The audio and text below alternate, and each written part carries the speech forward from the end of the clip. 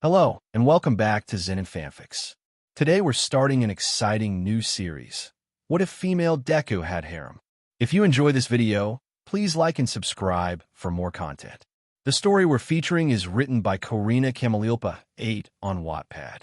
You can find all the relevant links in the description, so be sure to check out the author's profile and say hello. Now let's dive into the story.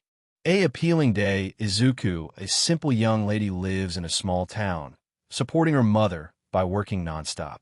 She is not just an appealing lady, she is kind, hardworking, humble, and smart. She works as a baker, painter, cleaning the houses of customers, waitress at the restaurant, and deliverer. Izuku, panting as she jogs up to a door with a DLVRY bag slung over her shoulder. DLVRY from Mr. Tanaka. Sorry for the wait. Mr. Tanaka opens the door and gives a surprised look. Well, that was fast. You're always the one bringing my orders. Don't you ever take a break, young lady? Izuku smiles and wipes the sweat from her forehead. No time for breaks, sir. I have to keep working hard. Gotta make sure all the deliveries are on time. And my mom needs the extra money for her treatment, so I can't afford to slack off. Mr. Tanaka, take the package and look at her with a mixture of admiration and concern. You're a good daughter, Izuku. Always doing your best. But don't push yourself too hard, all right? You gotta stay healthy, too. I'll be okay. Don't worry about me. I'm tougher than I look. Besides, I'm saving up little by little, and soon I'll be back on her feet. Izuku smiled. Mr. Tanaka, you're always welcome to stop by and rest if you need to. Don't hesitate to ask for help, okay? Izuku nodded, smiling. Anyway, I better get going. Still got a few more deliveries before sundown. Thank you, sir. I appreciate it. Waves as she jogs off to her next DLVRY. I'll keep that in mind. Later, at a local park, Izuku sits on a bench, catching her breath and sipping water. Just a few more deliveries left. Izuku sighs. She pulls out her phone to check on her mother's condition. Mom said she's feeling a bit better today, that's good. Izuku smiles to herself. I'll work even harder tomorrow, so she can keep improving. She hurries across the street, her DLVRY bag bouncing on her back. Suddenly, she spots an elderly man struggling with several heavy bags, stepping off the curb without noticing an approaching car. Watch out! She drops her bag and dashes toward him, grabbing his arm and pulling him back just in time. The old man stumbles a bit, then catches his breath. Oh my, that was close. Thank you, young lady. You just saved an old fool like me. The old man says, no problem, sir. Are you okay? You're not hurt, right? She notices the bags scattered on the ground and quickly picks them up. Let me help you with these. Izuku asked, breathless, and helped him steady. You're quite the fast one, aren't you? I didn't even see you coming. Old man chuckled. Izuku smiled. I'm all right, just a little shaken. But these bags are a bit much for me. Thank you for picking them up. Old man says, it's no trouble at all. I'm used to carrying heavy loads. Izuku glances at him, tilting her head slightly. Are you sure you're okay to keep walking? I can help carry these all the way home if you'd like. The old man raises an eyebrow, clearly impressed. Well, if you wouldn't mind, I could use the company. It's not far from here. The old man smiled. You know, young lady, not many people would have done what you did just now. You seem like a hard worker. Oh, I just did what anyone else would do. I'm always running around town delivering things, so I've gotten pretty quick on my feet. Izuku laughs softly. Is that so? Old man teased. Plus, I need to stay in shape so I can keep earning money to help my mom. She's been sick, so I'm working to cover her medical bills. Izuku says. Old man nods slowly, as if coming to a decision. A kind heart and a strong spirit, those are hard to come by these days. You know, I've been looking for someone reliable to help out around the mansion. If you're interested, I'd be more than happy to hire you. The pay is good, and there's room for more than just deliveries. The old man says. The old man gives his number and a picture of his house with the address on it. Why you live here? I didn't realize you were, Are you sure you'd want to hire someone like me? I'm just a DLVRY girl, Izuku's eyes widened. And yet, you've done more than most people would. Hard work and kindness matter more to me than a fancy resume. The old man smiled and extended his hand. What do you say? Would you like to join my staff? Izuku stares at his hand for a moment, then slowly smiles, eyes bright with gratitude. Yes, sir. I'd love to. I promise I'll give it everything I've got. She takes his hand, shaking it firmly. Thank you for giving me this opportunity. Old man chuckles softly. Thank you for saving an old man today. I have a feeling you'll do great things here, young lady. Izuku smiled watching the old man, leaving picked up by its personal driver. She smiled after taking the old man's offer. She is happy that she gets a big opportunity to get a high financial to help her mom. Next day, Izuku stands at the grand gates of the mansion, her eyes wide in awe as she takes in the sheer size of the estate. The mansion is huge. She adjusts the strap of the luggage over her shoulder, feeling a bit nervous but also excited.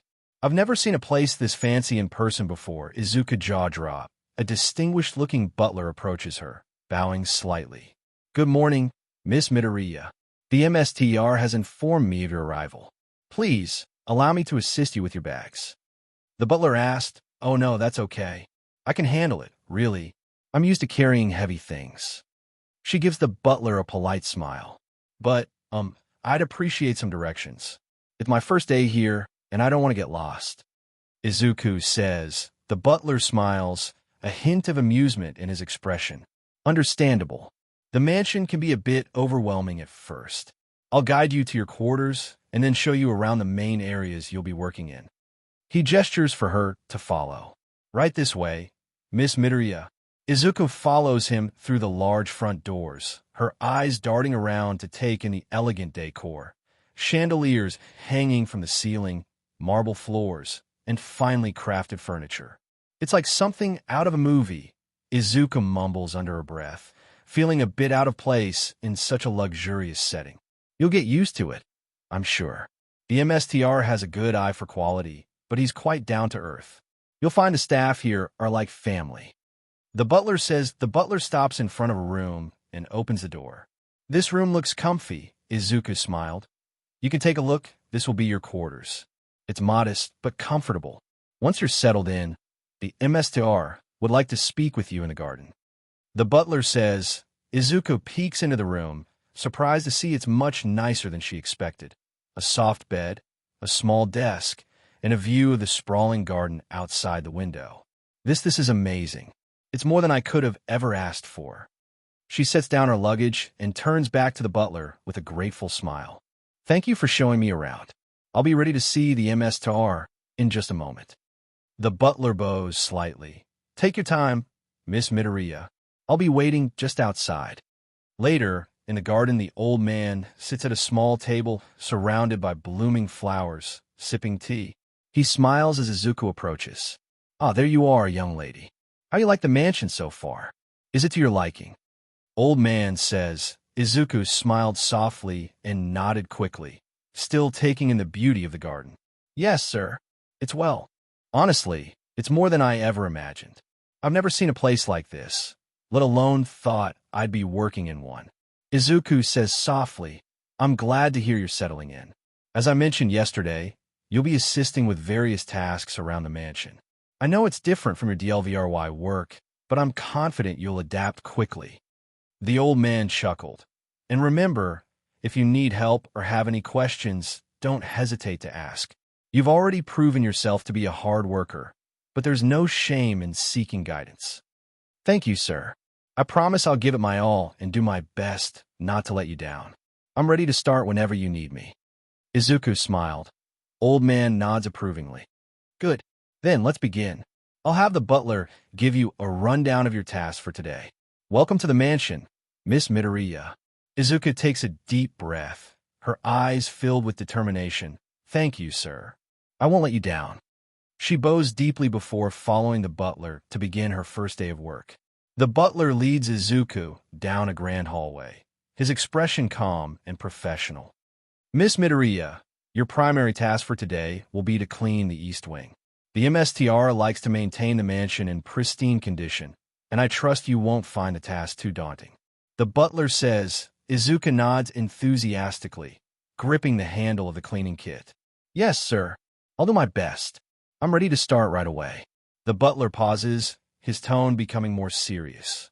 Before you begin, there is something you should be aware of. The MSDR's son, Katsuki Bakugo, often stays in the East Wing. His cousins, such as Hitoshi Shinso, and his friends including Todoroki, Kirishima, Denki, Rody, and Guilio Gandini also visit frequently. They all come from wealthy families and are used to a certain lifestyle. Izuku blinks, her expression a mix of surprise and curiosity. The MSDR's son and his friends live here. I didn't realize, the butler nods slightly. Yes, and they can be quite demanding. They have a reputation for being stubborn, and some might say, a bit arrogant. It's best if you stay out of their way and simply focus on your duties. If they make any requests of you, remain polite and comply if possible. Should any issues arise, don't hesitate to inform me. Izuku swallows, her nerves fluttering at the thought of dealing with a group of wealthy young men. Understood, sir. I'll be careful not to disturb them and just focus on my work.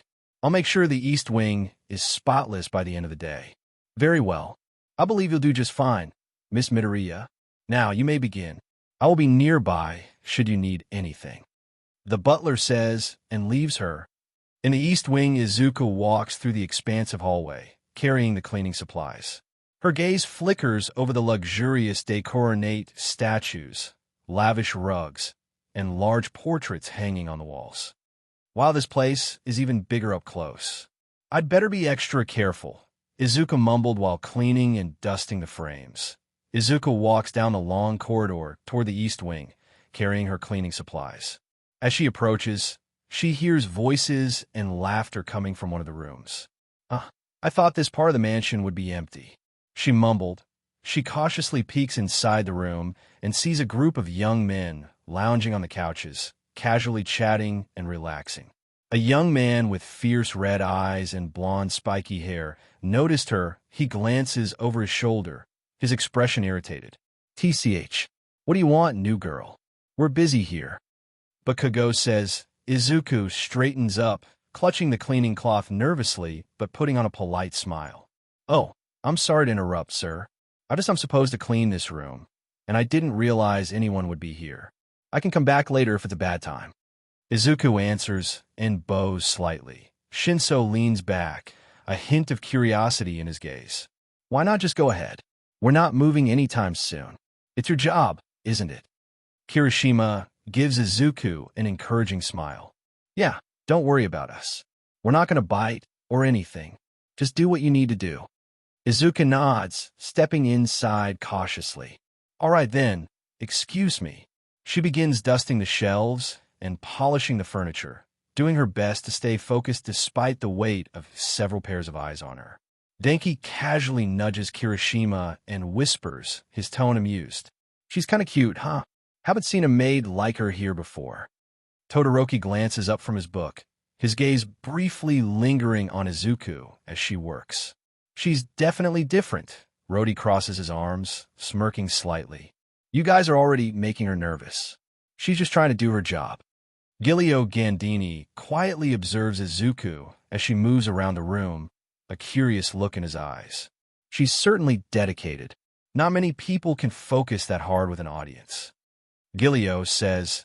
Izuku feels the boy's gaze on her, making her cheeks flush slightly, but she keeps working, determined to do her best. It's fine, they're just watching. Nothing to worry about, she whispers to herself.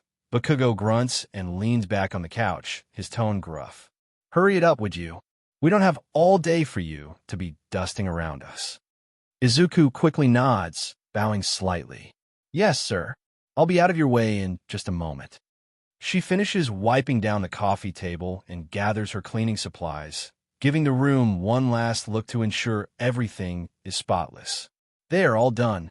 Excuse me, and thank you for letting me clean. She turns to leave, feeling the tension ease slightly as she steps back out into the hallway. Shinso watches her go, an amused smile playing on his lips. Well, she didn't run away screaming, so I guess that's a good start. Kirishima laughs lightly. Give her some credit. She's got guts, coming in here and working without getting flustered. Bakugo snorts whatever. She's just another maid. Don't get all worked up over it. Izuku, as she walks away, she takes a deep breath, her cheeks still slightly flushed. Well, that was awkward. but I made it through my first encounter. She smiles to herself, feeling a bit more confident as she heads toward her next task. I just need to stay focused and keep doing my best. I'm here for my mom, after all. Later, Izuku carries the packages down the hallway toward the storage area, her arms aching slightly from the weight. Almost there, she mumbles to herself. She pushing open the door to the storage room and setting down the boxes with a small sigh of relief. As she turns to leave, a hidden tripwire catches her foot, causing her to stumble forward. Just then, a strategically placed bucket tips over, dumping a mixture of feathers and flour on her head. Izuku gasps as the flour and feathers cover her from head to toe, her eyes widening in shock. What dash?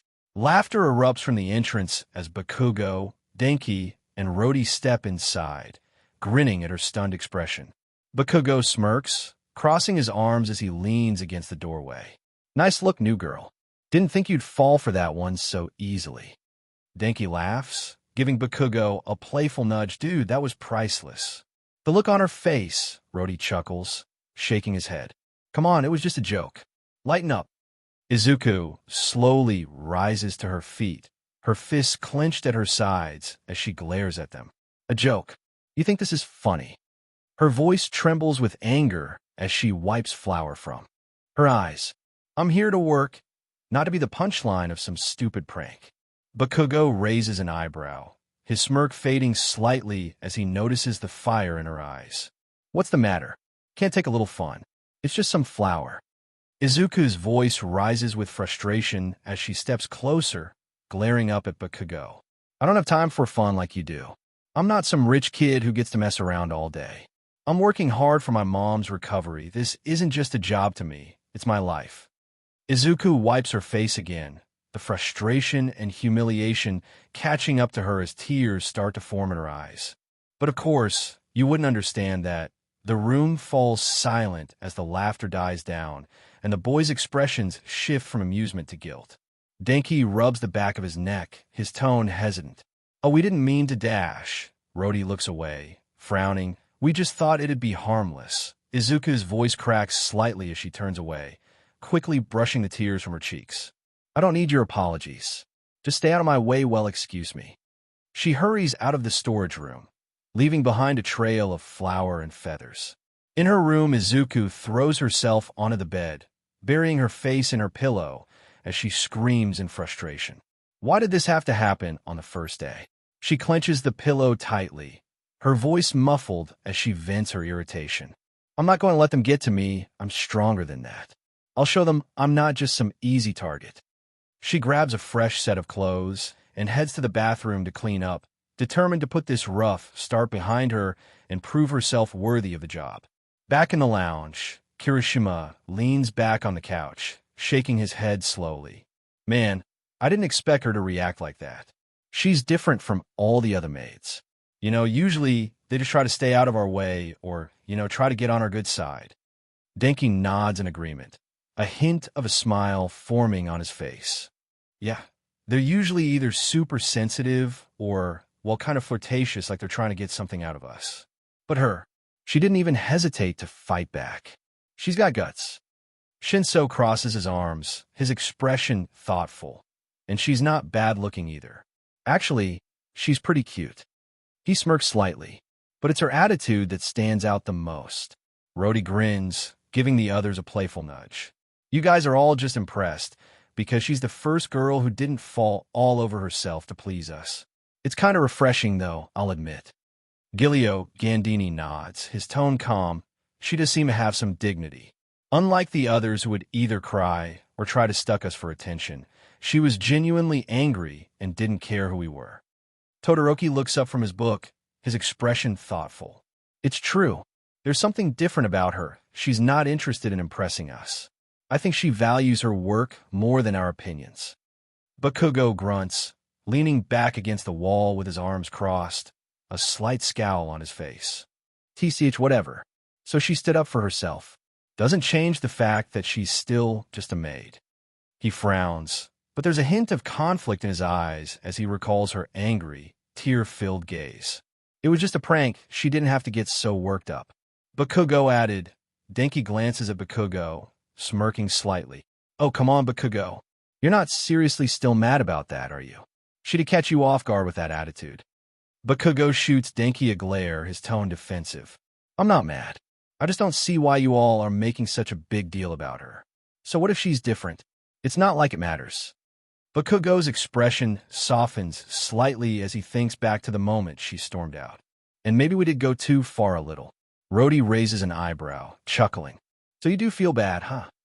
Bakugo clicks his tongue, his pride keeping him from fully admitting it. Tisich, don't put words in my mouth. I didn't say I feel bad. I just didn't expect her to take it so personally. Kirishima grins, nudging Bakugo. Well, she's definitely not like the other maids we've had. She's got more fight in her, and it looks like you're going to have to deal with it. Bakugo scoffs, his expression torn between irritation and faint guilt. Whatever. She could do what she wants. Doesn't mean I'm apologizing. Guilio Gandini gives Bakugo a knowing look. It's all right to admit when you're wrong, you know. There's no harm in apologizing, especially if you want to make sure this doesn't happen again. Bakugo narrows his eyes, his pride and stubbornness still holding him back. You guys can apologize if you want. I don't need to do anything. Todoroki glances at Bakugo, then back at the others. Whether he apologizes or not, I think we should still talk to her. If anything, to make it clear that she's not going to be treated like that every day. Shinso nods in agreement, and maybe try to make things a bit easier for her. It's the least we can do after what happened. The young men share a mutual understanding, realizing they need to make things right with Izuku. Though Bakugo's pride is still getting in the way, the others are determined to at least start with a proper apology and perhaps even earn the respect of the feisty new maid.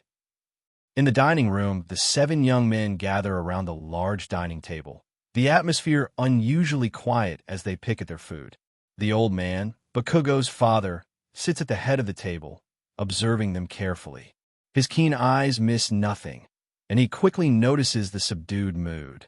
Old man, Bakugo's father clears his throat, setting down his fork.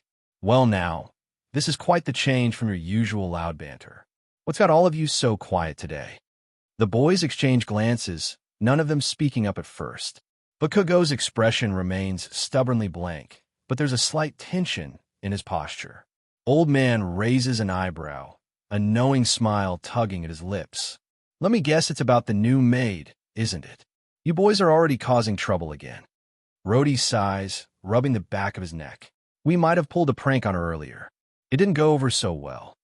Denki nods slowly, his voice quiet. Yeah, she kind of blew up on us. But it's the first time anyone has ever talked back like that. Old man leans back in his chair, his expression thoughtful. Is that so? Seems like she's not the kind to let herself be pushed around. He chuckles softly. I must say, that's precisely why I hired her. Kirishima looks up in surprise. You hired her because she's tough. Old man nods, his eyes twinkling with a hint of mischief. I saw a spark in her when we met. A kind of resilience that's rare to find. I knew someone like that would bring a fresh presence to this mansion and might just have an influence on all of you. Shinso, we're not that bad, uncle. Bakugo irritated. You should hire another, she's getting on my nerves, old man. Smirks, folding his hands on the table. You boys have been too comfortable here for too long, thinking you can do as you please.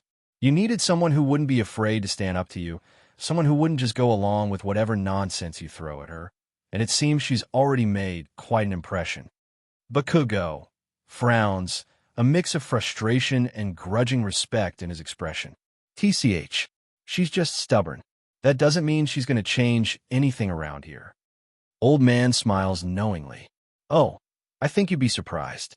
Sometimes it takes just one person to change the atmosphere of an entire place. And who knows? Perhaps her presence here will be exactly what all of you need. Guilio Gandini tilts his head thoughtfully, but she's just some other girl, she's not that special. Bakugo, yes, she's just a stubborn town girl. I swear she's going to be like the other maids that can't stay any longer. Rolled eyes. Old man, his tone is confident and serious. She's not just any girl. She's a hard-working young woman with a strong spirit. If anyone can shake things up around here, it's someone like her. The young men exchange glances again, a newfound curiosity forming in their minds about Izuku. It seems their new maid might be more than just a target for pranks or someone to order around. She could be the one to bring about the change their lives and the mansion sorely needed. Night at the lounge. The boys are scattered around the lounge, engaging in their usual activities. Denki and Kirishima are locked in a heated match on the PS5. Guilio and Todoroki are immersed in their books. Rody is fiddling with his camera settings, and Bakugo is sulking in his chair, still brooding over the events from earlier in the day. Denki laughs as he lands a hit in the game. Kirishima, you're going down again. That's 3 times in a row. Kirishima grins, not backing down. Keep talking, man. I'm just getting started. Meanwhile, the conversation shifts back to the new maid, Izuku, as the boys can't seem to get her off their minds. Rody adjusting his camera, he glances up. You know, she was assigned to clean the kitchen tonight. I wonder if she's still mad about earlier. Guilio Gandini lowers his book, nodding thoughtfully. I wouldn't blame her if she was, but I think we should at least check if she's all right. We might have gone too far with that prank. Bakugo scoffs, arms crossed. TCH. You're all acting like we did something unforgivable. She'll get over it. Todoroki closes his book and stands. We should at least apologize. If nothing else, it's the right thing to do. The boys make their way to the kitchen, where they find Izuku diligently working, dressed in a silky white dress with her hair flowing down her back.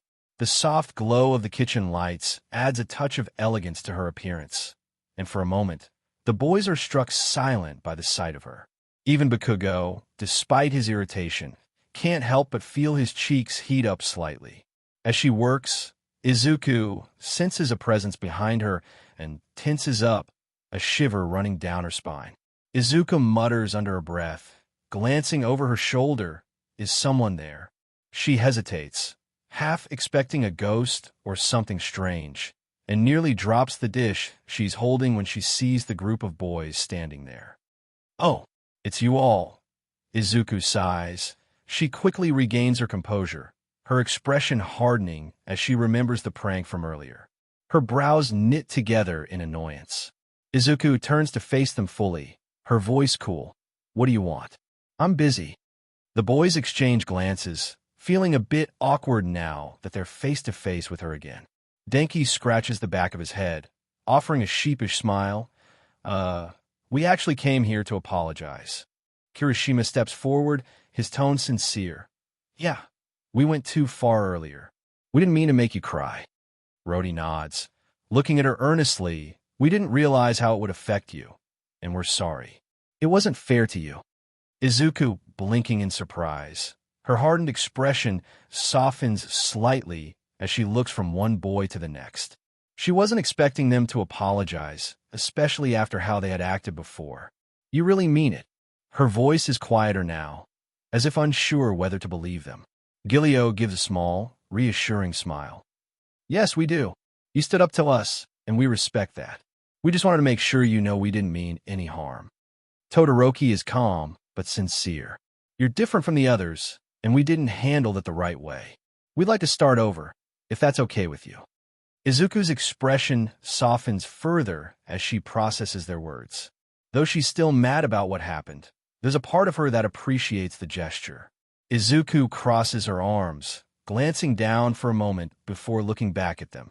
Fine, I accept your apology, but if you ever pull something like that again, I won't hesitate to fight back. Bakugo's pride gets in the way. He grunts and looks away. TCH, don't get too full of yourself. We're not going to mess with you again, probably. Izuku raises an eyebrow at Bakugo's half-hearted apology, but can't help the small smile that creeps onto her lips. She gives a firm nod before turning back to her cleaning. Good. Now, if you don't mind, I have work to do. Izuku says before the boys exit the kitchen. There's a moment of hesitation in the air. They realize they should properly introduce themselves now that the tension has eased a bit. Kirishima steps forward again, his smile wide and friendly. Hey, we should probably introduce ourselves properly. I'm Kirishima. Denki chimes in enthusiastically, bouncing slightly on his feet. And I'm Denki. Nice to meet you, Izuku. Izuku blinks, caught a bit off guard by their sudden friendliness, but she can't help but return their smiles. There's a warmth in the air, and she feels a bit more at ease. Izuku nods, a small smile appearing on her face. Nice to meet you both. I'm Izuku. The boys exchange impressed glances at her genuine smile, each of them feeling a flutter in their hearts. Guilio Gandini steps forward with a charming grin. I'm Guilio. You really surprised us today, Izuku. It's not every day you see someone stand up to Bakugo like that. Bakugo scoffs, crossing his arms defensively, though his cheeks begin to warm. He looks away, trying to act indifferent. Bakugo TCH, don't exaggerate. I'm not that scary. He glares at the others, but there's a hint of a blush creeping up his neck. Denki notices Bakugo's flustered state and can't help but snicker, trying to hide his laughter behind his hand.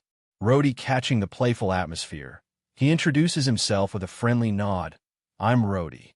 I've seen you around the mansion, but it's nice to actually meet you. Izuku looks around, meeting each boy's gaze, and the more she does, the more she realizes they all have a certain charm about them each in their own way. The boys are captivated by her warmth and cuteness, feeling an unexpected fondness grow. Todoroki leaning against the wall, his tone calm, but with a hint of curiosity. You seem different from the other maids we've had. What made you want to work here? Izuku thinks for a moment, her expression thoughtful. I wanted to help my family. My mother is recovering from an illness, so I needed a job to support us. The boys nod, their expressions shifting from playful to respectful. Kirishima's voice filled with admiration. That's really admirable, Izuku. It's great that you're working so hard for your family. Bakugo tries to maintain his tough exterior, but feels a strange warmth inside, hearing her story. He glances at her, and for a brief moment, their eyes meet. He quickly looks away, his heart racing slightly, his pride holding him back from showing any more emotion. Bakugo clears his throat, attempting to sound nonchalant. Yeah, well, just don't let it go to your head. You're still just a maid. But even he can't hide the flicker of admiration in his eyes. Izuku catches the slight blush on his face, and despite herself, she feels a spark of amusement. She decides to play along with their lightheartedness. Izuku grinning slightly, she replies playfully, and I'm still just a maid who can stand up to the rich boys in this mansion. Don't forget that. The boys erupt into laughter, the atmosphere lightening even more. Bakugo huffs, trying to suppress a smile, but he can't help the corners of his mouth lifting just a bit. With that, the boys leave, feeling a mixture of relief and excitement as they head back to the lounge, their minds buzzing with thoughts of the new maid and her infectious spirit. The next day, Izuku is in the garden, sunlight filtering through the trees, casting a warm glow around her. She's dressed in a comfortable, casual outfit, focusing intently on her work as she trims the hedges and pulls out weeds. The air is filled with the fragrance of blooming flowers, and she hums softly to herself, completely immersed in her task. Inside the mansion, the boys are gathered in the lounge, lounging around as they chat. Denki is flipping through channels on the TV, Kirishima is munching on snacks, and Todoroki is half listening while reading a magazine. Rody is fiddling with his camera, trying to capture some candid moments, while Guilio is lazily sprawled out on the couch. Bakugo, sitting at the edge of the room, leans back in his chair, arms crossed and a scowl on his face, though his eyes are subtly trained on the garden outside. The others are more engrossed in the sight of Izuku, who's moving gracefully between the flowers, occasionally breaking into a smile as she works. Denki leaning closer to the window, his eyes wide with admiration. Look at her. She looks so cheerful out there. Kirishima nods enthusiastically, grinning. Yeah, she's really good at this. It's like she brings the garden to life. Guilio raises an eyebrow, smirking. You all sound like you're crushing on her. Bakugo huffs, trying to maintain his composure. The hint of a blush threatens to appear again, but he fights it off, glaring at Guilio. Bakugo growls defensively, shut up. It's just she's not like the other maids, that's all. But even he knows that doesn't quite capture how he feels about her. Todoroki looks up from his magazine, glancing out the window with an indifferent expression, though there's a slight glimmer of interest in his eyes. Todoroki, she has a certain charm about her. It's hard not to notice.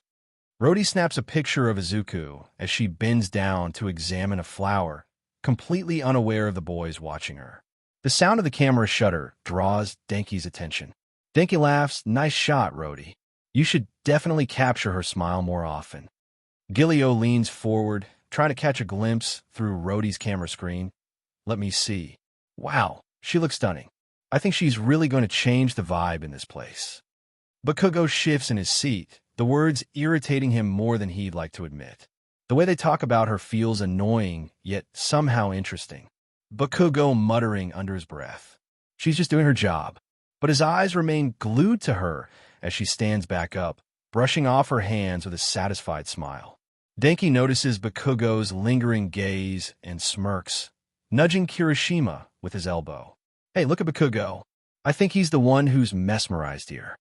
Denki smirks, shut up Dun's face. Bakugo glared. Kirishima, joining in on the teasing, he leans closer to Bakugo. "Come on, man. You can admit it. You think she's cute, right?" Bakugo clenches his jaw, a low growl escaping his lips. "I don't think about her like that. Just shut up already." The teasing laughter continues, but there's a hint of sincerity behind it.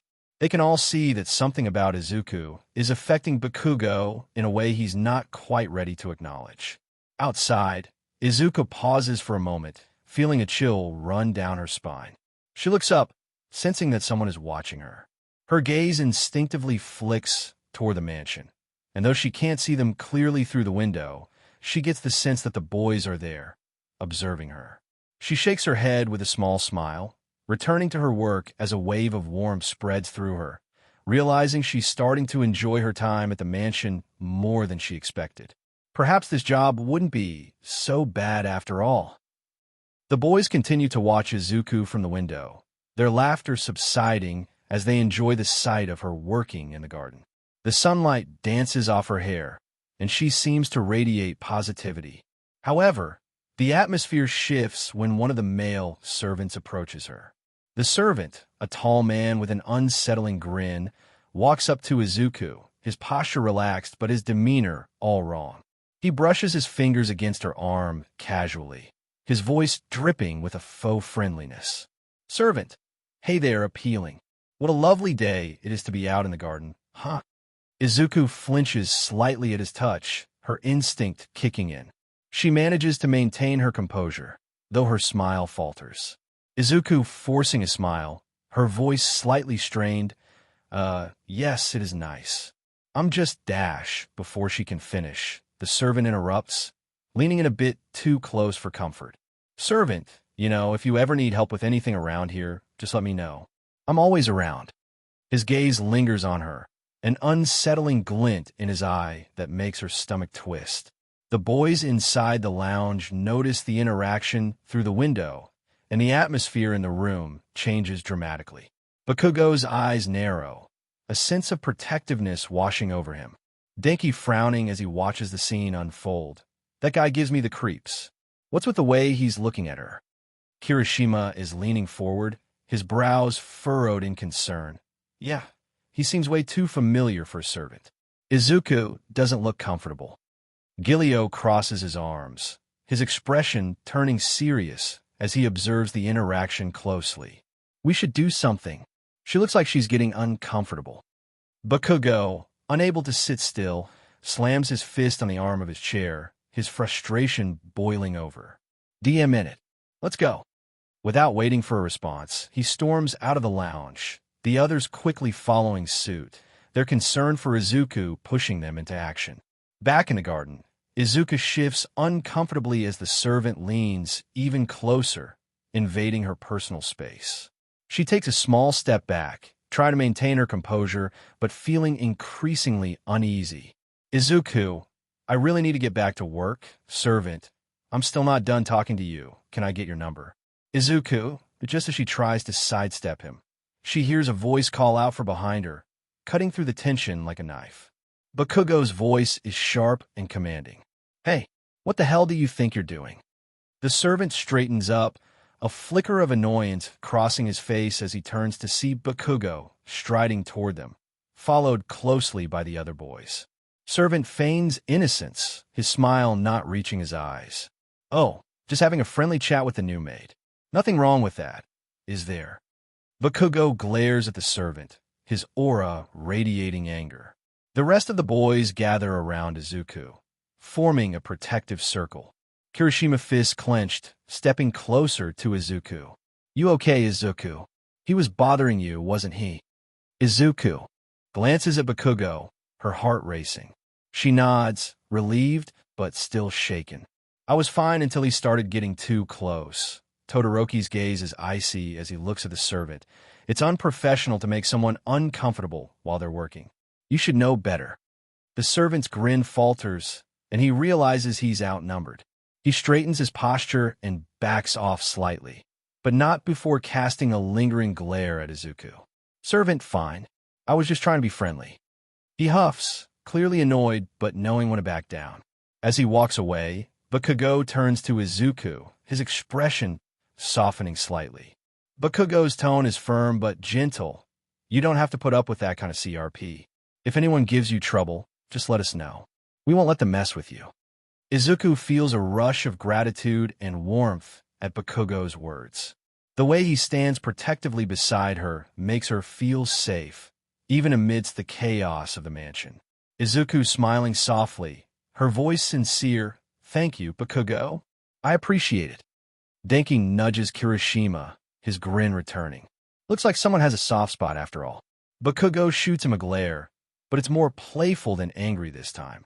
The tension in the air dissipates, and the boys begin to relax, grateful to have each other's backs and to stand up for Izuku.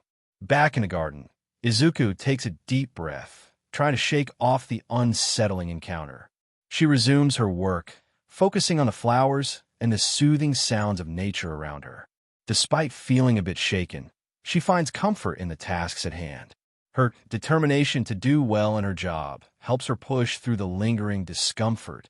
Meanwhile, back in the lounge, the boys gather around again, their expressions serious as they process what just happened. The atmosphere is tense, and it's clear they're concerned about Izuku. Kirishima, leaning forward, still worried. "I can't believe that guy was bothering Izuku like that. What a creep." Denki, frowning, his usual carefree demeanor was replaced by frustration. "Seriously, who does he think he is? It's not okay to make her feel uncomfortable like that." Bakugo crosses his arms, still feeling the anger from the encounter boiling just beneath the surface. He should know better than to mess with her. She's not like the other maids. Todoroki and Guilio exchange glances, their expressions serious as they reflect on what they've seen in the mansion. Todoroki's voice is calm but firm. "This isn't the first time I've seen him act this way. He always seems to approach the new and attractive maids." Guilio nods, adding his observations. "Exactly. I've noticed him hanging around when the new girls arrive, and it's not just Izuku. He's persistent." Rody, who has been quietly listening, adds his concern. "I've seen a lot of maids resign recently, too. They all look traumatized, and a few even left PRGNT." Bakugo's jaw tightens as the implications of Rody's words sink in. The thought of the male servant preying on vulnerable maids sends a chill down his spine. Bakugo's voice is low and serious. "That BSDRD is dangerous. We can't let him keep doing this. But we need proof if we're going to take this to the old man." Denki scratching his head. He looks uncertain. "But how are we supposed to get proof? He's not going to show his true colors when anyone is watching." Kirishima glances around the room, a look of determination on his face. "We could keep an eye on him, see if he tries to pull something with another maid. But that could take time, and we can't risk Izuku getting hurt." Bakugo's frustration bubbles over as he paces the room, trying to think of a solution. "We need to be ready to act fast. He might not wait long before he targets someone else. We can't just stand by."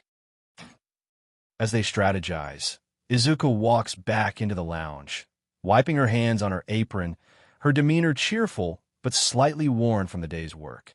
The boys exchange worried glances, knowing they need to warn her without scaring her. Kirishima, trying to keep it light. "Hey, Izuku, How's it going? Did you enjoy working in the garden? Denki chimes in quickly, trying to mask their concern. It's looking really good out there. Izuku smiles, unaware of the tension in the room. Thanks. I had a lot of fun out there. The flowers are blooming beautifully. Izuku, we need to talk about that male servant you met earlier, Bakugo said seriously. Izuku's smile falters slightly as she senses the gravity in his tone. Oh, okay. What about him? Todoroki gazing steadily at her, his voice calm yet firm. He's not someone you can trust. We've seen him act inappropriately with other maids before. He has a pattern. Rody adds, his tone is serious. A lot of maids have resigned after feeling uncomfortable around him. Some of them look traumatized, and a few left PRGNNT. We just want you to be aware. Izuku's eyes widen in shock, her heart racing as she processes their words. I didn't know that. He just seemed a bit too friendly, but I didn't think dash. Bakugo cutting her off, his voice firm. Just keep your guard up around him. Don't let him get too close, and if he tries anything again, you come find us. We'll handle it. Izuku nods, feeling a mix of gratitude and anxiety. Knowing the boys are looking out for her gives her a sense of security, but the situation is still unsettling. Izuku softly, thank you for warning me. I'll be careful. I'll warn the other maids too. As they gather together, they all feel the weight of the situation. The boys know they need to protect Izuku and gather evidence against the servant, but for now, they stand united, ready to confront whatever challenges lie ahead. Night falls, and the dining room buzzes with the clink of silverware and the low murmur of conversation. The boys sit around the large dining table with the old man, Bakugo's father, at the head. His usual calm demeanor shifts as he notices the boys' serious expressions. There's an unspoken tension in the air, and he knows something is off. Old man glancing around the table, his brow furrowed. You boys seem quieter than usual tonight. Is there something on your mind? Bakugo exchanges a glance with Todoroki and takes a deep breath, deciding to be the one to speak up. Bakugo's voice is steady, but firm. There's something you need to know about one of the employees here, one of the male servants. We think he's been causing trouble for some of the maids. Old man raises an eyebrow, surprised. Causing trouble? In what way? Uncle Weavy, he noticed a pattern. He targets the new and attractive maids and tries to get too close. Many of them end up resigning shortly after, looking traumatized. Some even left PRGNNT. Shinso explained. The old man's eyes widen in shock, his fork clattering onto the plate as he realizes the gravity of what he's hearing. I had no idea. How could this have been happening right under my nose? It's been subtle. He's careful about where and when he approaches them, and until recently, none of us had enough evidence to say anything. But after what we saw today with Izuku, it was clear that something was very wrong. Guilio says, and Izuku, she was the one who brought this to your attention. Old man asked. She didn't report him directly, but we saw how uncomfortable he made her today. It made us realize that we had seen this kind of behavior from him before. If she hadn't come here, we might never. I've connected the dots. Rody responds. It seems that hiring her was a slide of luck then. She might have saved many others from falling into his trap. I can't believe I didn't notice. Thank you for bringing this to me. Old man sighs. Bakugo clenches his fist, his voice low. We need to do something about him. We don't have solid proof yet, but we can't just let him keep doing this. The old man nods. You're right. We need to investigate quietly and gather evidence. In the meantime, I'll have him watch, and I'll make sure he's kept away from the maids, especially Izuku. Todoroki leans back in his chair, relieved that the old man is taking action. We'll keep our eyes open too, just in case. If we see anything suspicious, we'll let you know. Old man nods again, his tone resolute. Good. We'll get to the bottom of this. No one should feel unsafe working here. As the conversation comes to an end, the old man's thoughts drift toward Izuku. He realizes that her presence may very well have uncovered a dark secret in his mansion, and he silently vows to ensure her safety and the safety of all the staff from this point forward. That night, the mansion is quieter than usual, but for Izuku, every little sound feels amplified in the silence. After the warning from the boys, she remains on high alert, her senses attuned to any sign of the male servant or suspicious activity around the other maids. Her nerves are tense, but she's determined to stay vigilant. As she makes her way down one of the dimly lit corridors, a sudden sound behind her causes her to WHB around, her heart pounding in her chest. It's just Rody and Todoroki approaching, but she lets out a small gasp, her hand flying to her chest. Izuku takes a deep breath to calm herself. "Oh my gosh, you two nearly gave me a heart attack. I thought it was him." Rody raises his hands apologetically, offering her a reassuring smile. "Sorry, Izuku. We didn't mean to startle you. We just wanted to give you something." Todoroki steps forward, holding a small remote device in his hand. It's sleek and compact, with a single button in the middle. Todoroki, in his usual calm tone, "This is a call signal. If the servant tries anything suspicious, or if you feel threatened, just press this button. It will alert us right away, and we'll come running." Izuku's eyes widen slightly, and she takes the remote from Todoroki's hand, feeling the weight of it in her palm. There's a mix of relief and gratitude in her expression. "Thank you, both of you. I really appreciate this. I'll keep it with me, just in case." Izuku smiled relief. Rody gives her a reassuring nod. "Don't hesitate to use it if you even sense something's wrong. We've got your back." Izuku smiles warmly at the two of them, her nerves calming slightly, knowing that she has a way to reach out for help if needed. The gesture makes her feel a little more secure in the large mansion, knowing she's not alone in this. Izuku gripping the remote tightly. "I will. Thank you for looking out for me. It means a lot. Get some rest, Izuku. We'll take turns keeping an eye out tonight, just to be safe," Todoroki says. With that, Izuku heads to her room for the night. As she lies in bed, she places the remote on her nightstand within easy reach. She feels a mix of exhaustion and comfort as her eyes start to close, knowing that she's not alone in this battle and that she has allies who are ready to protect her. Meanwhile, outside, Rody and Todoroki exchange a silent nod before returning to their watch, determined to ensure that the night passes without incident. Middle of the night, everyone was in their rooms, sleeping. Izuku, startled awake by the knock. "Who's there?" She gets up and opens the door slowly, peering into the empty hallway. Confused, no one. She steps out cautiously, glancing around. Izuku muttering to herself, "Maybe it was just my imagination." As she turns to go back to her room, the creep suddenly appears, covering her mouth. Creep whispering, "You shouldn't have come out." Izuku struggling, "Let me go." The creep smirking, "You'll regret this." Izuku spots the remote on her nightstand, grabs it, but the creep pulled her and pinned her on the wall, attempting to kiss her. Izuku shouting through his grip, "Help." The creep pulling her down, "No one's coming for you." As Izuku frantically presses the remote, her hands trembling, the attacker grabs her wrist and tries to wrestle the device away from her. She struggles against him, fear and adrenaline coursing through her as she desperately tries to break free. His grip tightens, and she feels the sinister intent in his eyes as he draws closer, whispering threats that send chills down her spine. Creep smirks, "You're mine." "No, let go of me. Help. Somebody help me." Izuku screamed in fear. "No one's going to hear you." "Ha ha." The creep laughed and forced unbuttoned her dress. "Help." Izuku cried. Just as the situation seems hopeless, there's a sudden crash as the door bursts open. The boys storm in, their expressions a mix of fury and determination. Bakugo is the first to react, his fists clenched, eyes blazing with anger. Bakugo practically growling, his voice low and dangerous. "Get your filthy hands off her, you BSDRD."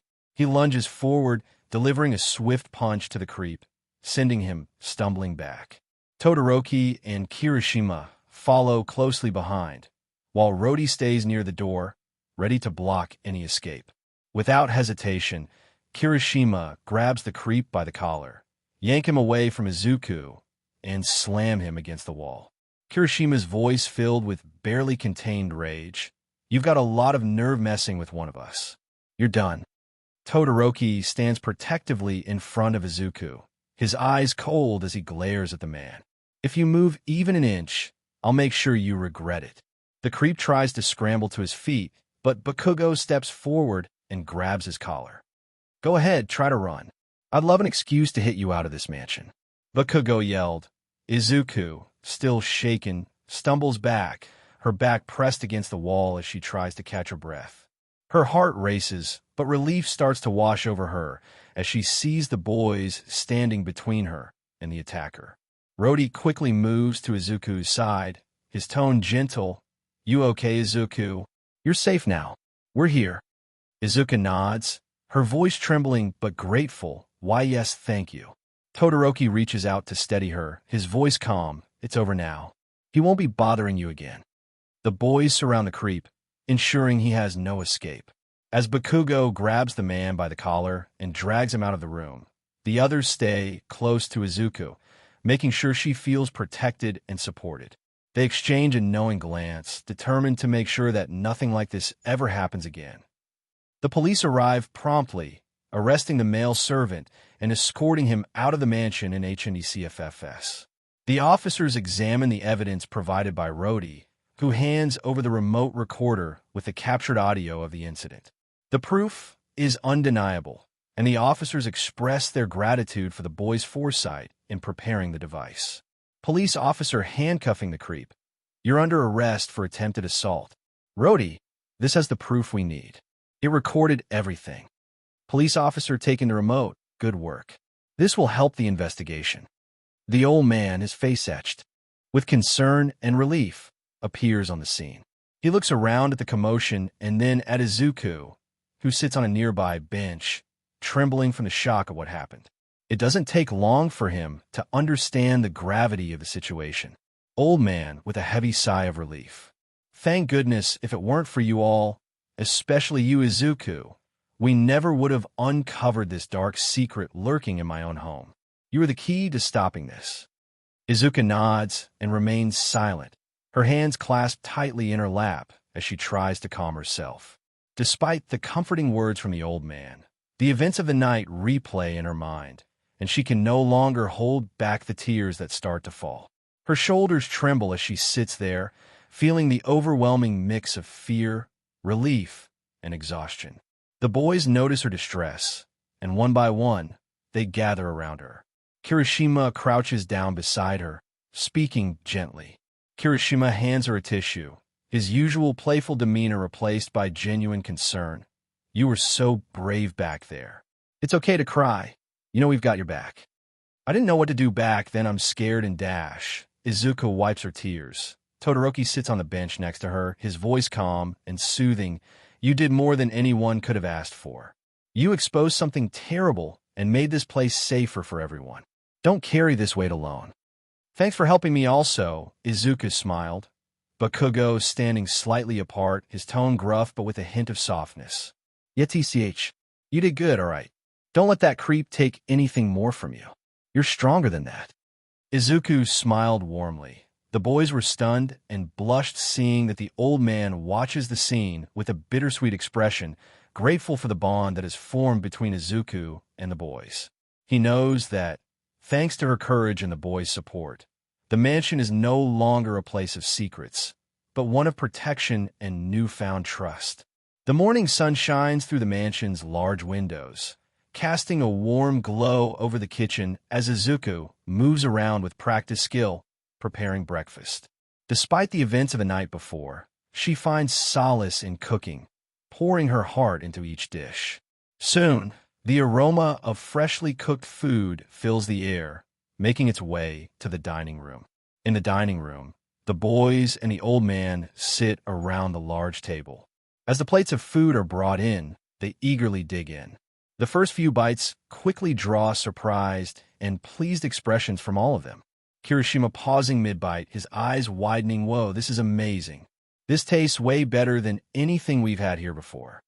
Denki nodding enthusiastically, already reaching for more. "Seriously, who made this? It's like restaurant quality." Todoroki eats quietly, a small smile forming on his lips as he enjoys the flavors.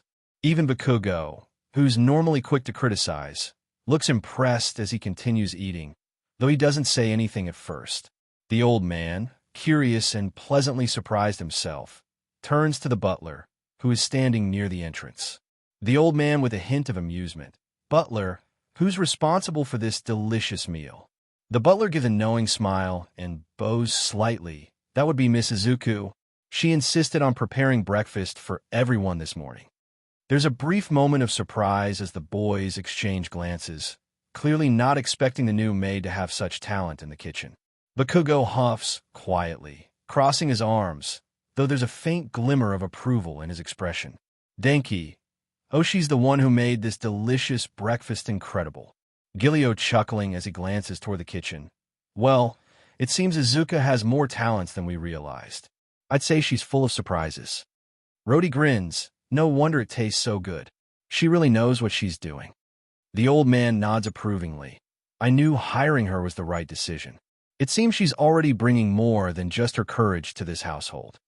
Izuku, having finished in the kitchen, hesitates for a moment before stepping into the dining room to clear some dishes. She's not sure if the boys or the old man like the food, but when she sees their satisfied expressions and hears the compliments, her cheeks flush slightly with pride. Kirishima grinning as he catches sight of her. Hey, Izuku, this breakfast is awesome. You're seriously talented.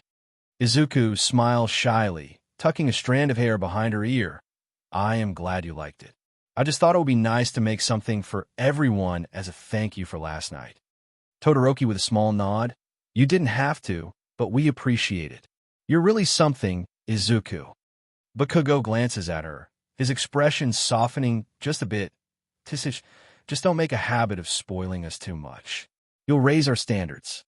The table bursts into light laughter, and for the first time in a while, the dining room feels a little more like a home, thanks to Izuku's presence. The boys gather on the private basketball court just outside the mansion, enjoying the crisp morning air as they play a casual game. Kirishima dribbles the ball down the court, passing it to Denki, who attempts a shot but misses. As they continue playing, the conversation inevitably drifts toward Izuku. Denki retrieves the ball and tosses it to Guilio. Man, Izuku's full of surprises, huh? First, she stands up to us, then she takes down a creep, and now she cooks like a pro. Guilio dribbling the ball thoughtfully. Yeah, she's definitely not what I expected when I heard we were getting a new maid. I thought she'd just be like all the others, but she's different. Rody, leaning against the fence while catching his breath, adds with a smirk, she's definitely got guts. Not many people would have fought back against us or handled that situation last night like she did. It's kind of refreshing. Todoroki stands near the hoop, wiping a bead of sweat from his forehead. Izuku's got a lot of strength, not just physically but mentally too. Most people would have been too scared to stay after what happened, but she's still here, even trying to lift everyone's spirits. Kirishima jumps in and grabs the ball, dribbling it toward the hoop. She's definitely tough. I respect that. It's kind of cool having someone around who doesn't treat us like we're untouchable or something. As he makes a layup, Bakugo, who had been uncharacteristically quiet throughout the conversation, grabs the ball and dribbles it back down the court. He suddenly passes it to Todoroki, his expression somewhere between a scowl and a frown. Bakugo grumbling. You guys are acting like she's some kind of hero or something. She's just doing her job. Besides, it's not like we're the ones who need to be impressed. Guilio raises an eyebrow, smirking slightly. Oh, sounds like someone might actually be impressed already. Denki laughs. Yeah, Bakugo, you were blushing last night when you saw her in that dress, remember? Bakugo's face flushes with irritation as he glares at them. Shut up. I was not blushing. You idiots need to get your eyes checked. Rody chuckles, crossing his arms. You know, it wouldn't hurt to admit that she's grown on you.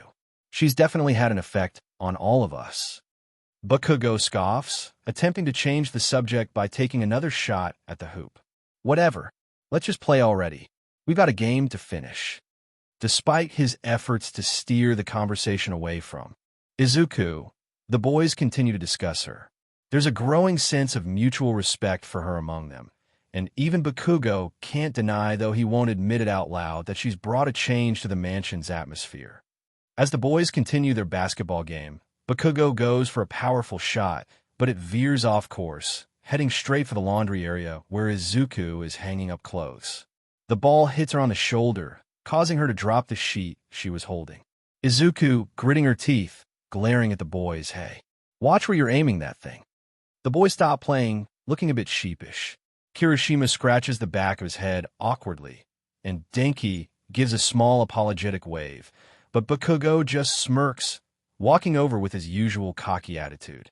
Bakugo snickering, well, maybe if you weren't standing in the line of fire, you wouldn't have gotten hit.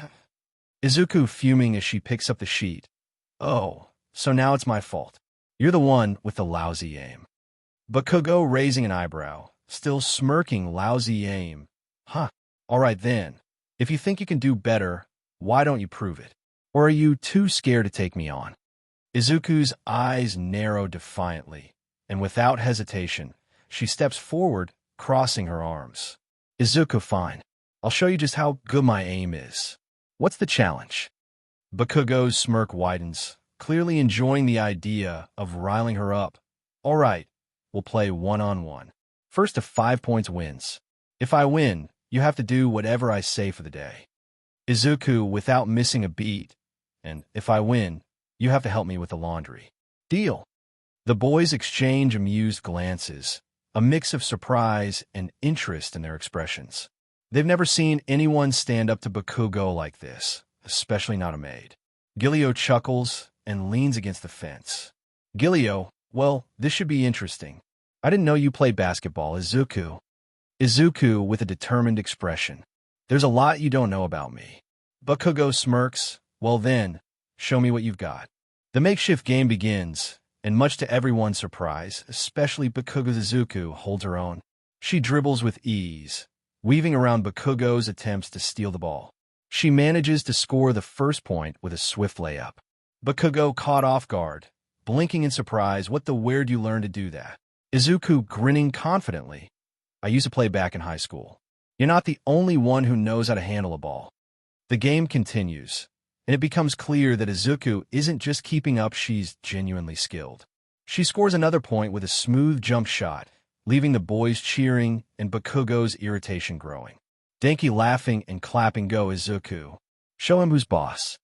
Todoroki watches intently, a faint smile on his lips as he sees Bakugo being challenged in a way he's not used to.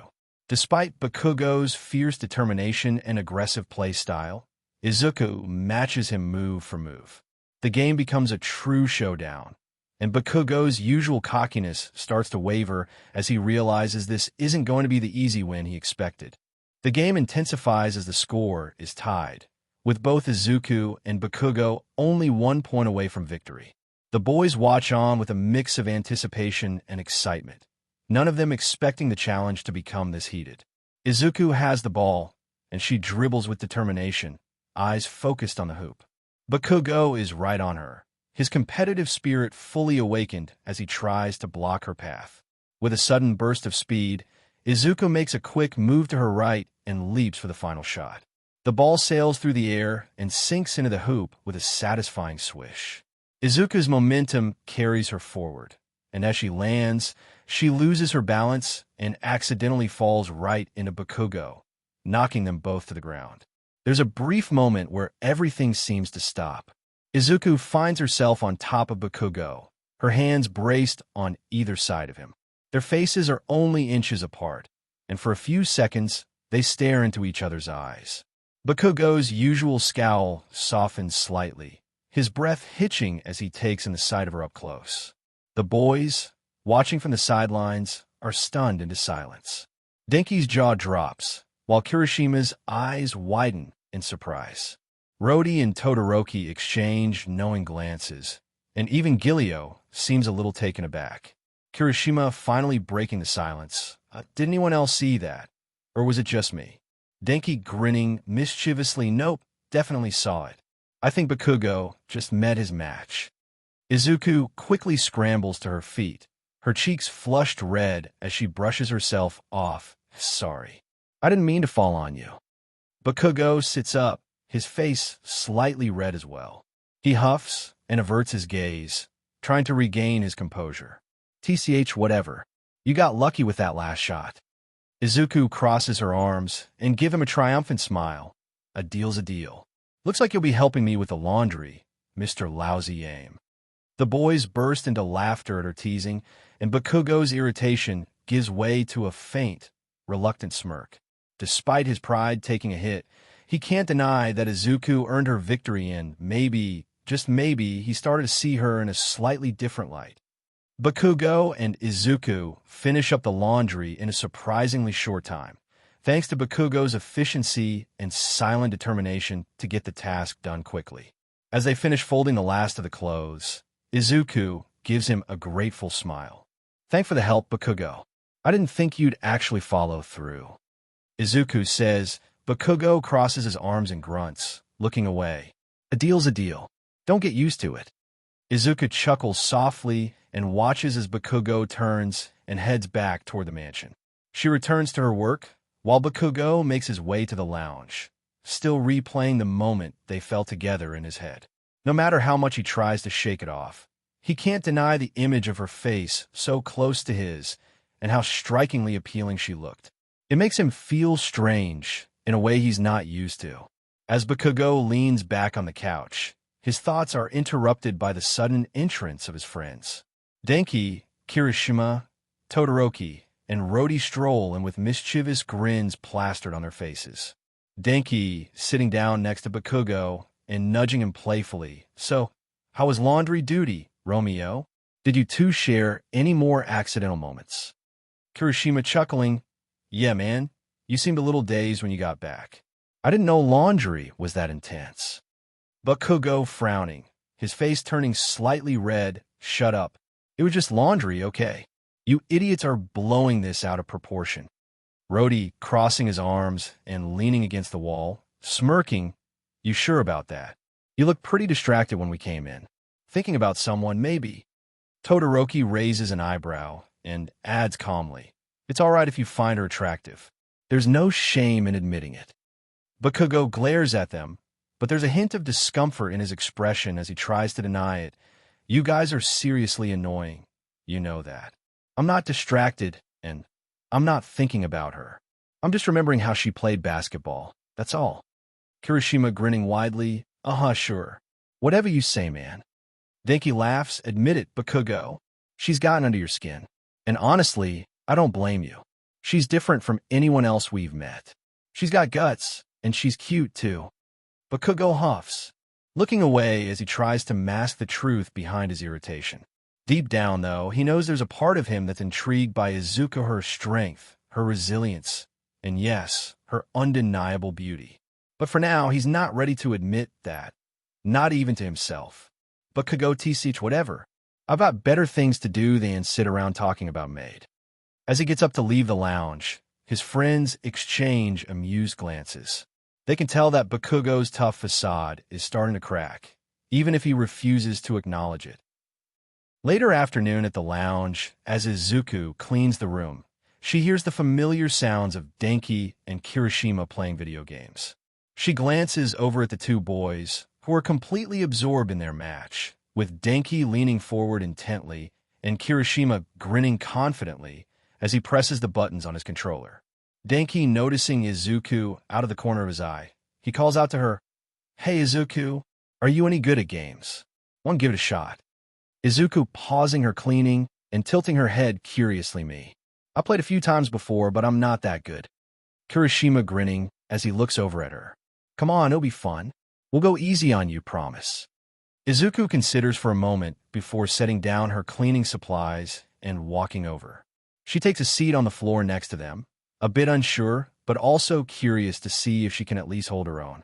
Izuku's smiling. "All right, I'll give it a try, but don't expect me to win." Denki hands her a controller, and they explain the basics of the game, which is a fast-paced fighting game. As the match starts, Izuku fumbles a bit with the controls, but quickly catches on. She may not be winning, but she's definitely putting up a decent fight, managing to land a few surprise hits on her opponents. Denki laughing as he dodges one of her attacks. "Not bad, Izuku. You got some natural talent." Kirishima chiming in, grinning. "Yeah, you're definitely better than most of our friends when they first started." Even though she loses the first few rounds, Izuku finds herself having a lot of fun. She laughs at her mistakes and eagerly tries again each time, her competitive spirit coming through. The boys are impressed by how quickly she picks up the game and how much determination she shows, even when she's losing. Izuku playfully pouting after another defeat. Okay, I'm starting to get the hang of it. One more round and sure, I'll win this time. Denki smirking, you're on, but don't blame me if I go all out. Kirishima chuckles as he restarts the game, and the three of them dive into another intense round. As they continue playing, Izuku's genuine enjoyment shines through, and the boys can't help but admire how she's so willing to take on a challenge and have fun, even if she doesn't come out on top. Eventually, Bakugo passes by the room and catches sight of Izuku laughing and playing with his friends. He feels a strange mix of annoyance and amusement watching them, especially seeing how quickly she's become comfortable around the others. Bakugo muttering to himself, crossing his arms, what's she doing wasting time playing games when she's supposed to be working? Despite his grumbling, a part of him can't help but feel a bit curious to see if Izuku could surprise him again this time in a different way. Later in the day, as Izuku wanders through the mansion, she hears the faint sound of music coming from one of the rooms. Following the sound, she finds herself standing outside the music room. She peeks through the slightly open door and sees Guilio sitting at the grand piano, his fingers gliding effortlessly over the keys, while Todoroki plays the violin with a focused expression. The melody is captivating, a appealing harmony that echoes through the room. Izuku watches in awe, her eyes wide as she's drawn in by the music. She stands there for a while, listening quietly until the last notes fade away.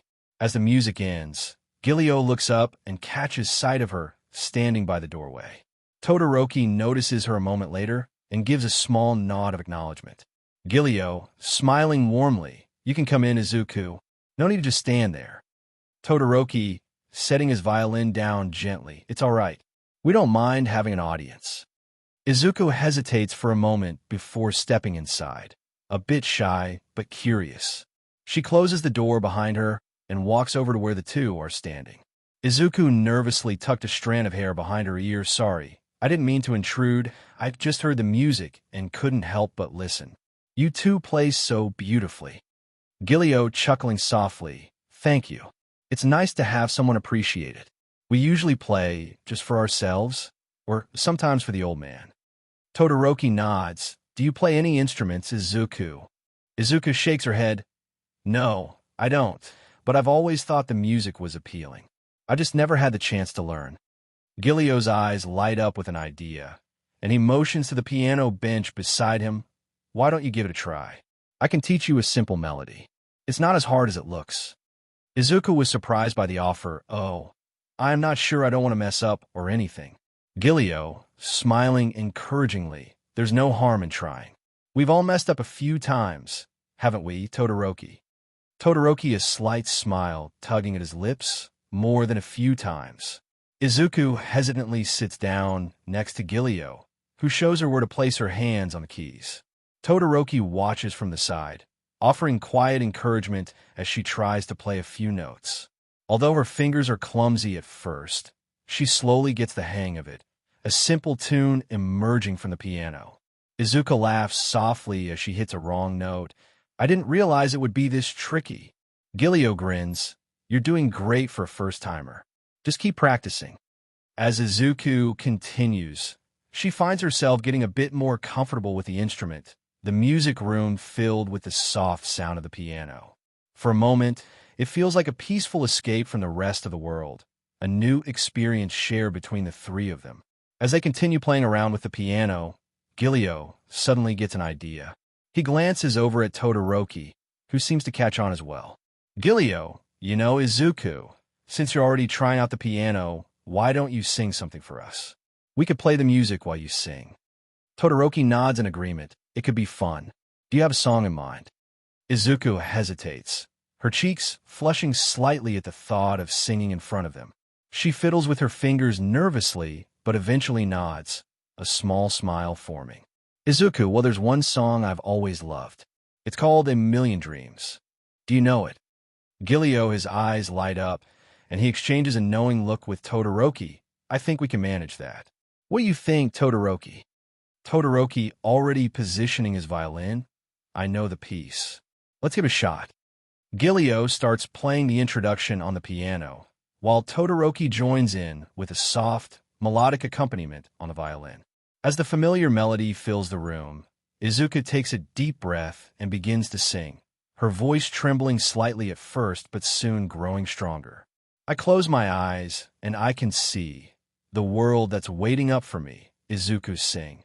The boys continue to play, the music blending together seamlessly, and as Izuku moves through the lyrics, her voice grows more confident, filled with emotion. Her voice is pure, clear, and angelic, resonating throughout the music room with the appealing tone that surprises both of them. Guilio finds himself momentarily distracted by how captivating her singing is. He hadn't expected her voice to be so enchanting, almost as if it was casting a spell over the entire room. Todoroki, too, feels a sense of calm wash over him as he plays. There's something about the way Izuku sings that draws them in completely, as if every word is filled with dreams and hope. Her voice carries an innocence and strength that's rare to come by. Izuku continues to sing passionately, her eyes closed as she lets herself become completely immersed in the song. Every night I lie in bed, the brightest colors fill my head. A million dreams are keeping me awake. As she reaches the final lines, she hits each note perfectly, pouring her heart into the lyrics. When she finishes, the last notes from the piano and violin linger in the air before fading away into silence. There's a moment where no one says anything. Guilio and Todoroki are both stunned, their expressions a mix of admiration and surprise. Guilio, after a moment, he finally breaks the silence, his voice soft. Izuku, that was incredible. You have a truly appealing voice. Todoroki nods, still slightly in awe. It was more than that. Your singing, it felt like it came from the heart. Izuku, blushing deeply at their praise. She looks down shyly. I just love that song, and I'm glad you liked it. The two boys exchange a look, as if silently agreeing on the same thought. Izuku may have started as just the new maid in the mansion, but there was clearly much more to her than they had initially realized. That night, the dining room was beautifully set for dinner, with soft candlelight flickering against the elegant decor. Todoroki and Guilio made their way to the table, joining the old man and the other boys, Bakugo, Denki, Kirishima, and Rody. The atmosphere was filled with a mix of warmth and anticipation as they gathered to enjoy a meal together. Old man smiling as he takes his seat. I'm glad you all could make it. It's nice to have everyone together for dinner. We need to discuss the anniversary celebration coming up. Denki perking up with excitement. Oh, yeah. What do you have planned, sir? Old man, well, I was thinking of a small gathering with close family and friends. Maybe a little party to celebrate the years of love and partnership with my wife. I want it to be special. Todoroki, who had been quietly listening, felt a surge of inspiration as he recalled the earlier event with Izuku. Todoroki, clearing his throat to gain everyone's attention. Speaking of special, I wanted to mention something. Earlier today, we heard Izuku sing, and it was absolutely stunning. She has an angelic voice. Guilio, yet it's surprising to hear her sing for us. She's so special. The table fell silent for a moment, all eyes turning toward Todoroki, intrigued by his words. Kirishima, leaning in with enthusiasm. Really? Izuku can sing. That's awesome. What song did she sing? Guilio nodding in agreement. She sang A Million Dreams, and it was incredible. We were all mesmerized. Bakugo, who had been listening with a slight frown, crossed his arms but couldn't help but feel a flicker of interest at the mention of her talent. Old man looking thoughtful. He smiled warmly. That's wonderful to hear. It sounds like she is quite a gift. Perhaps we should invite her to perform at the anniversary celebration. It could add a lovely touch to the evening. Denki excitedly bounced in his seat. That's a great idea. Just imagine her singing for everyone. It'll be unforgettable. Rody nodding eagerly. Yeah, we should definitely ask her. I think everyone would love it. Bakugo remained quiet, his mind racing. He could picture Izuku singing in front of everyone, and despite his usual irritation, he felt a sense of pride at the thought of her talent being recognized. Todoroki glancing around the table. I think it would be nice for her to share her talent with us all.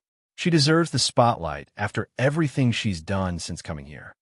The old man nodded, clearly pleased with the suggestion. Then it's settled. After dinner, we'll ask Izuku to join us and see if she's willing to sing at the anniversary. I'm sure it'll be a delightful surprise for my wife as well. As dinner continued, the conversation flowed with laughter and camaraderie, the boys buzzing with excitement at the prospect of Izuku's performance. The thought of their new friend taking center stage only heightened their enthusiasm, creating a sense of anticipation that lingered in the air. Later that night, the mansion was calm and peaceful, the soft glow of lights illuminating the kitchen, where Izuku stood pouring herself a glass of water. She wore a silky white dress that flowed gracefully with her movements, her hair cascading down her shoulders, adding to her ethereal beauty. She took a moment to enjoy the tranquility, feeling at home in the cozy space. Unbeknownst to her, the boys had gathered just outside the kitchen, still buzzing from their earlier conversation about her singing.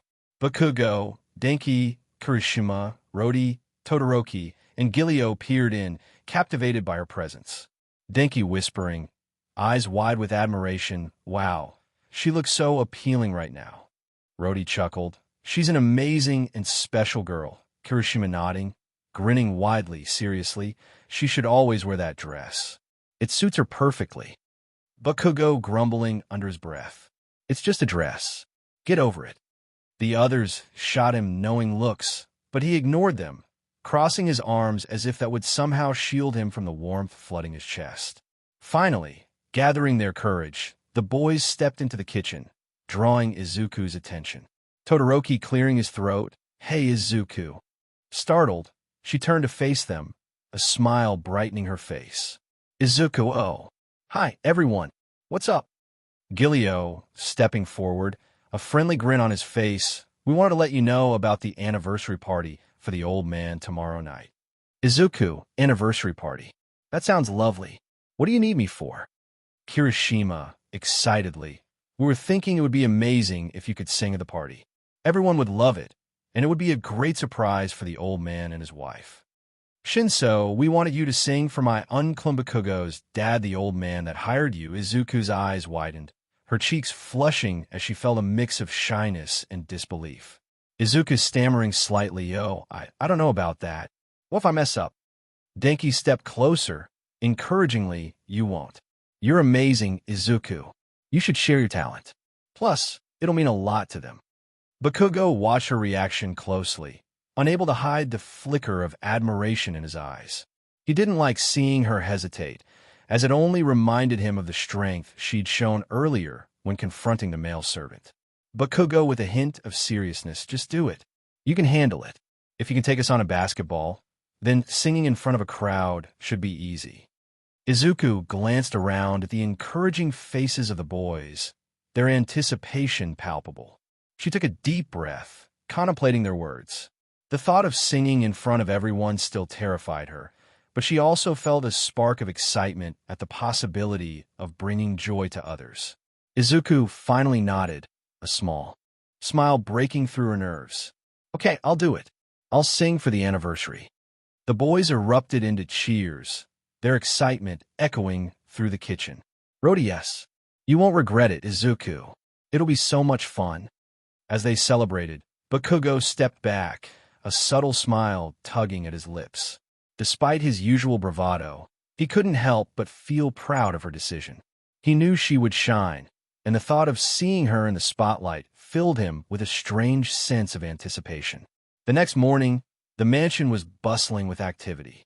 Every servant and maid under the butler's watchful eye was hard at work, preparing for the anniversary celebration that would take place that evening. The grand hallways were filled with the sounds of chatter, footsteps, and the rustling of decorations being hung with care. Streamers and floral arrangements were being set up in every corner, while the dining room was being transformed into a space fit for a celebration. In the kitchen, chefs were busy preparing the menu, with the scent of freshly baked pastries and simmering sauces wafting through the air. The tables were being set with fine china and crystal glasses, and the outdoor garden was being adorned with twinkling lights, creating a magical ambience for the evening to come. Izuku found herself helping with various tasks, from arranging flowers to polishing the silverware. She worked diligently, eager to contribute to the event, but also felt the weight of anticipation for her upcoming performance. She couldn't help but feel a mix of excitement and nervousness as she thought about singing in front of so many people. Butler walking over to Izuku, offering her a warm smile. "Miss Izuku, the decorations are coming along beautifully. You've done an excellent job. How are you feeling about tonight?" Izuku pausing in her work, she took a deep breath, a small smile appearing on her face. "I'm a little nervous, but I'm also looking forward to it. I hope I can make it special for the old man and his wife." Butler nodding approvingly. "I have no doubt you will, my dear. Your talent will be the highlight of the evening. If you need anything to prepare, please let me know." As the butler walked away to oversee the rest of the preparations, Izuku continued with her tasks, her mind drifting between the hustle and bustle of the morning and the upcoming performance. She knew the boys had placed a lot of faith in her, and she didn't want to let them down. In a lounge, the boys gathered to watch the preparations, occasionally lending a hand when needed, but mostly observing the transformation of the mansion. They chatted amongst themselves about the party and their plans for the night. Denki grinning as he watched Izuku carry a vase of flowers to the dining room. "Looks like everyone's in high spirits. I can't wait for Izuku to sing tonight. It's going to blow everyone away." Kirishima nodding in agreement. "And it'll be awesome to see the old man's reaction. He'll be so surprised." Todoroki leaning back in his chair. "It's good that everyone's pitching in to make this event perfect. The anniversary deserves to be memorable." Bakugo remained quiet, glancing at Izuku as she worked. His expression was unreadable, though he felt an inexplicable sense of anticipation for the evening. Despite his usual demeanor, he had a feeling that tonight would mark a special moment not just for the anniversary, but for everyone in the mansion. The night of the anniversary celebration had finally arrived, and the mansion was filled with the elegant sounds of music and lively conversation. Guests and visitors were arriving, dressed in their finest attire, and the grand ballroom was now glowing under the soft light of chandeliers. The atmosphere was warm and joyful, as people gathered to celebrate the old man and his wife's special day. In the midst of the preparations, Izuku was still in her room, staring at the few dresses she had brought with her. None seemed fitting for the grand ball, and she was starting to feel disheartened. She hadn't anticipated needing something so formal and was at a loss for what to do. Izuku frowning at the dress in her hands. "This is a disaster. I can't wear this to the ball. It's too plain." Kirishima entering the room. "Hey, Izuku, what's wrong? You look stressed." Izuku sighs. "This dress. It's just not right. I feel like a frumpy maid in it, not a guest at a ball." Kirishima smiling. "Hey, don't worry. I have an idea. How about we call in some professional help?" Izuku eyes widening. "Professional help? Like a makeup artist and stylist?" Kirishima, always the problem solver, quickly dialed a number on his phone and called in a favor. Within an hour, a private makeup artist and a professional dresser arrived at the mansion and were ushered into Izuku's room. Kirishima giving Izuku a reassuring pat on the shoulder. "They're going to be the belle of the ball tonight. Izuku, just leave it to them." Izuku. Kirishima, "It's still Muchi." Kirishima, "No buts. You're going to attend the ball and impress the audiences with your voice. I'm not going to let you go there wearing that." Izuku smiled. "Thanks, Kirishima." Kirishima, "All right. Do the makeover now." The ballroom was abuzz with activity, filled with the guests, the old man, his wife, and the boys, who were mingling near the entrance. The music played softly in the background as everyone chatted and enjoyed the atmosphere. Old man worried. "Where's Izuku? Is she still busy?" Guilio, "We don't know, sir, but don't worry." Kirishima went to her room to go check on her. Rody, "What if she's still nervous to perform?" Bakugo, "She better make it to attend or else." As the grand doors of the ballroom swung open, a hush fell over the crowd. All eyes turned toward Izuku, who stepped in, radiant in her stunning dress. The fabric shimmered like starlight, flowing gracefully as she moved. Kirishima, beaming with pride, held her hand gently, guiding her through the sea of guests. The boys, standing near the edge of the crowd, were utterly stunned. They had never seen her like this before, so elegant and radiant. Their jaws practically dropped at the sight. Denki whispering to Todoroki, "Is that really Izuku? She looks wow." Todoroki nodding in silent agreement, his gaze fixed on her. "She looks amazing." Bakugo's eyes widened slightly, his usual cool demeanor slipping for a moment as he took in the sight of Izuku. A faint blush crept onto his cheeks, though he quickly averted his gaze to hide it.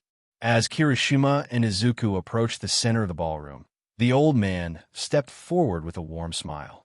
"Old man, Miss Izuku, you look absolutely wonderful. It's an honor to have you here tonight." Izuku, blushing slightly, she bowed her head politely. "Thank you, sir. I'm happy to be here to celebrate this special night." The old man's wife stepped forward as well, giving Izuku a kind smile. "Old man's wife, you're a vision, dear. I'm sure tonight will be truly unforgettable." As the music resumed, Kirishima took the lead in guiding Izuku further into the ballroom. Her heart raced as she realized that tonight, she wasn't just another maid in the mansion. Tonight, she was something more, someone who belonged in the spotlight, if only for a little while. As the evening progressed, Izuku gathered her courage and made her way toward the small stage that had been set up for the occasion. The atmosphere was filled with anticipation as the guests quieted down, turning their attention to her. Izuku's heart pounded in her chest, but she took a deep breath, glancing over at Guilio and Todoroki, who were positioned with their instruments, ready to accompany her. The soft melody of the piano began as Guilio played the opening notes, followed by Todoroki's gentle touch on the violin. The familiar tune of 1,000 Years filled the air, and Izuku closed her eyes for a moment to steady herself before opening them again and beginning to sing. Izuku, singing with a voice that was pure and angelic, heart beats fast, colors and promises how to be brave. "How can I love when I'm afraid to fall?" Her voice floated effortlessly through the room, capturing the attention of everyone present. The emotion in her voice resonated with the audience, and the lyrics seemed to take on a deeper meaning as she sang for the old man and his wife. There was a quiet intimacy to her performance, as if she was singing directly to the couple, celebrating the love they shared. The boys stood near the back of the crowd, their eyes fixed on Izuku. They could hardly believe what they were hearing. Her voice was so enchanting and filled with such depth that it seemed to touch the very soul. As the song continued, they found themselves mesmerized by her, admiring not just her beauty, but the talent and grace she displayed. Denki whispering to Rody, "I knew she could sing, but not like this. It's incredible." Rody nodding in agreement, his eyes still on Izuku. "She's something special." Even Bakugo, who usually kept his emotions in check, was visibly affected. He found himself caught up in the moment, a faint blush on his cheeks as he watched her sing with such passion. His irritation from earlier seemed to melt away, replaced by a newfound admiration that he couldn't deny. As the song neared its end, Izuku's voice soared with the final lines, filling the ballroom with a gentle yet powerful emotion. Izuku finishing the last verse with a heartfelt tone. "I have loved you for 1,000 years, I'll love you for 1,000 more." When the last note faded, the room remained still for a moment, as if everyone was holding their breath. Then the applause erupted, filling the air with cheers and praise. The old man and his wife were particularly moved, their smiles wide and eyes shining with appreciation. Old man's wife clapping enthusiastically, "That was simply appealing, my dear. Truly a gift to us all." Old man nodding in agreement, his voice filled with warmth indeed. "You've given us a moment to cherish forever, Miss Izuku." Izuku bowed humbly, feeling a deep sense of relief and pride as she stepped off the stage. She hadn't expected such an overwhelming response, but seeing the happiness on the old couple's faces made every second worth it. As she walked back toward the crowd, The boys couldn't help but stare at her with newfound respect and admiration. In that moment, they weren't just seeing the maid who worked at the mansion. They were seeing Izuku as someone extraordinary, someone who was slowly capturing their hearts. The boys' feelings for Izuku were growing stronger, and as the night progressed, it became clear that their admiration was evolving into something more. They had all realized they shared the same interest, and with that understanding came a quiet, underlying rivalry. Each one wanted a chance to dance with her, to have a moment alone to express what they felt in their own way. The atmosphere on the ballroom floor began to shift as the boys exchanged tense glances, each determined to be the one to ask Izuku for the next dance. Bakugo, never one to back down, stepped forward first, but before he could speak, Todoroki also approached, and Kirishima wasn't far behind. Bakugo quietly, "Hey, you to get up there singing? Can you dance with me?" Izuku stunned. Todoroki, with a composed expression. "Midoriya, I have this dance." Denki grinning. "Hey, Izuku, you're incredible, you know that. You've got more guts than anyone else in this place. Can I dance with you?" Rody leaning closer to whisper, "You got a real magic about you, Izuku. I could watch you sing all day or dance with me." Bakugo glaring at the others, "Back off, extras. I'm dancing with her." Todoroki calmly, "I thought you don't like her, it's my turn." Kirishima energetically, "Hey, I'm next. Don't hog all her time. Shinso, we should take turns. There's no need to be so forceful, Bakugo." Guilio sincerely, Izuku, you brought something special to this place. Your presence has changed the atmosphere, for the better. May I?" Kirishima interjecting, with a grin, "Hey, it's not a competition, right? Let's not make a scene." It was clear that the rivalry was very real. As they all tried to get Izuku's attention, the bickering started to escalate. Their voices grew louder as they argued over who would get to dance with her first, each trying to assert their claim. Izuku, standing in the middle of the argument, felt the frustration bubbling up inside her. She had been flattered at first, but now, with all the arguing and the competitiveness, it was becoming exhausting. Finally, she had enough. Izuku raising her voice, her expression turning irritated, "Enough. I'm not a prize to be fought over." The boys all froze, stunned into silence by her outburst. The look on her face said it all. She was tired and fed up. Without another word, she turned on her heel and walked out of the ballroom, leaving them standing there, speechless. The soft hum of the music and the murmurs of the other guests returned as they watched her storm away. Bakugo clenched his fists, a flash of guilt crossing his features as he watched her leave. Todoroki's gaze softened, realizing they had taken things too far. The rest of the boys exchanged awkward glances, their faces reflecting a mix of guilt and disappointment. They hadn't meant to make her feel overwhelmed, but in their longing to get closer to her, they had ended up driving her away. As Izuku walked down the dimly lit hallway, she took a deep breath, trying to calm the irritation that still lingered. She had come to the mansion to work, not to deal with a group of boys who couldn't seem to control their egos. She was frustrated, but also hurt that they had made her feel like she was nothing more than a trophy. She needed some time alone to clear her head and figure out what to do next. Izuku sat by the mansion's fountain, the cool night air and the soothing sound of water helping her calm down. The soft glow of the garden lights illuminated her features, revealing the mix of frustration and sadness still lingering in her eyes. She was just starting to relax when she noticed a figure approaching. It was a wealthy-looking old man, dressed in an expensive suit, his smile confident and slightly unsettling as he came closer. He looked her up and down, clearly impressed by her appearance. Old man smoothly, with a hint of arrogance, "Good evening, my dear. You're quite a sight to behold tonight. I couldn't help but notice you storming out of the ballroom.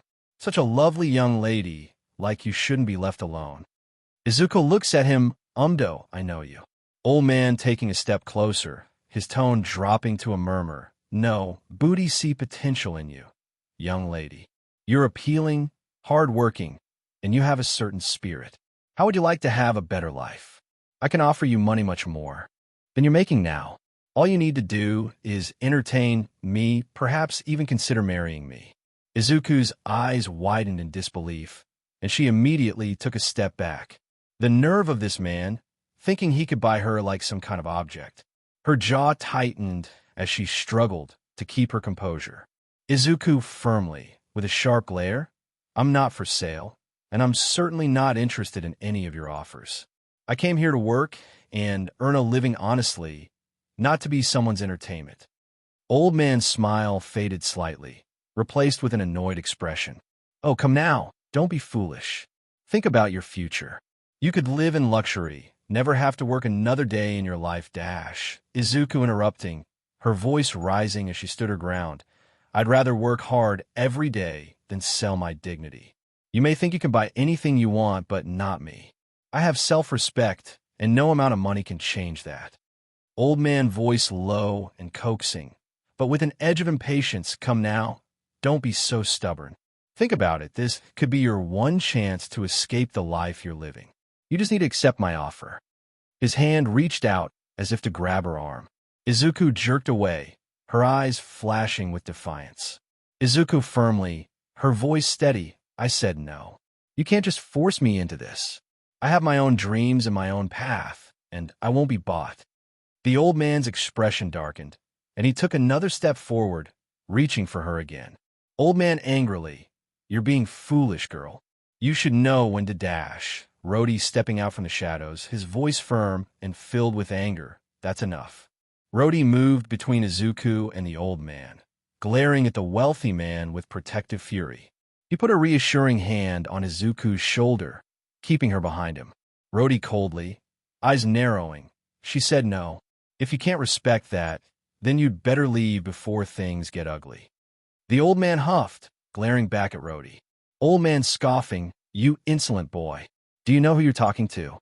I could dash." Rody cutting him off, voice unwavering, "I don't care who you are.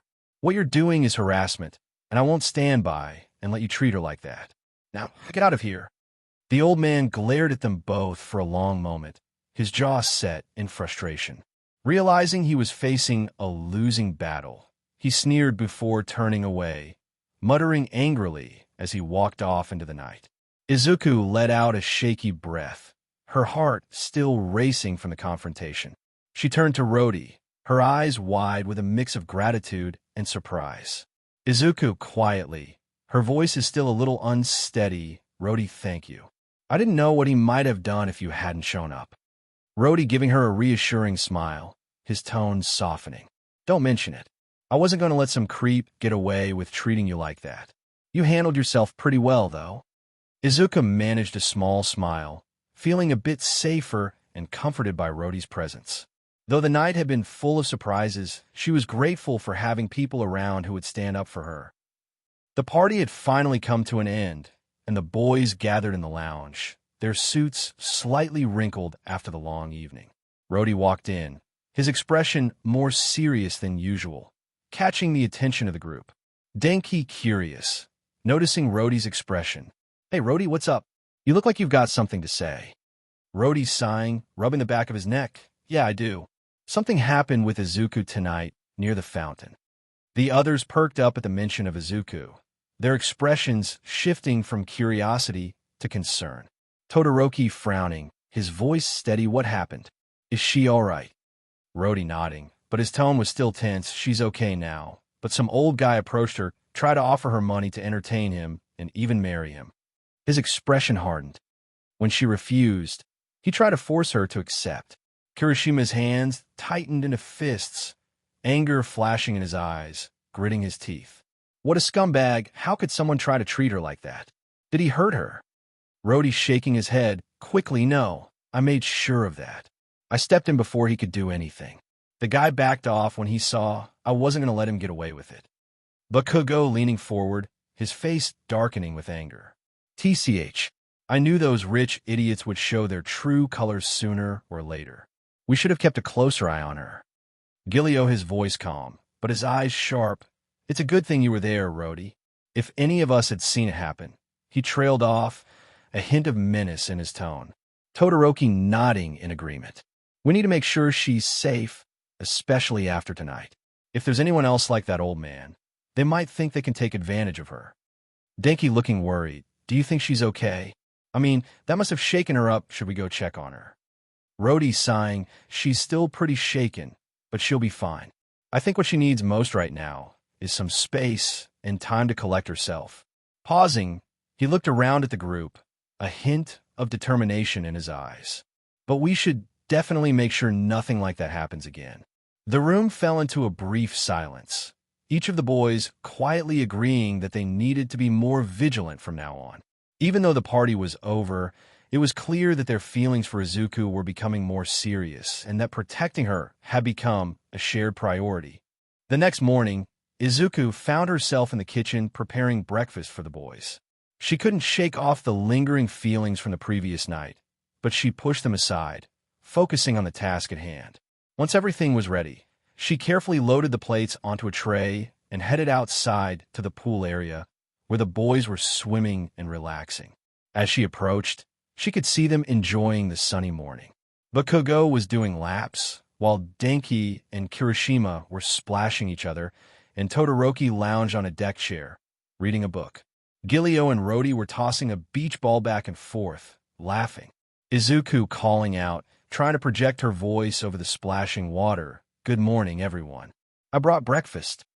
Bakugo, hearing her, stopped swimming and climbed out of the pool, water dripping from his toned body as he wiped his hands on a towel. Bakugo smirking, trying to act nonchalant about time. Izuku, I was starting to think you forgot us. Izuku smiled at him, though she could feel a hint of nervousness creeping in. Izuku shaking her head. I wouldn't forget about you guys. I just wanted to make sure everything was perfect. Kirishima, still in the pool, swam over, his eyes sparkling with excitement. Kirishima grinning widely.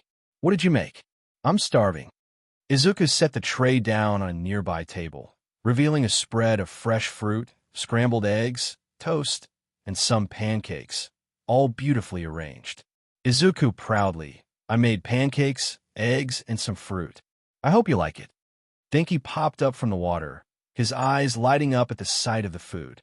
Denki excitedly, it looks amazing, Izuku. You're the best. Todoroki finally looked up from his book, a faint smile playing on his lips as he took in the breakfast spread. Todoroki nodding appreciatively, thank you, Izuku. This looks really good.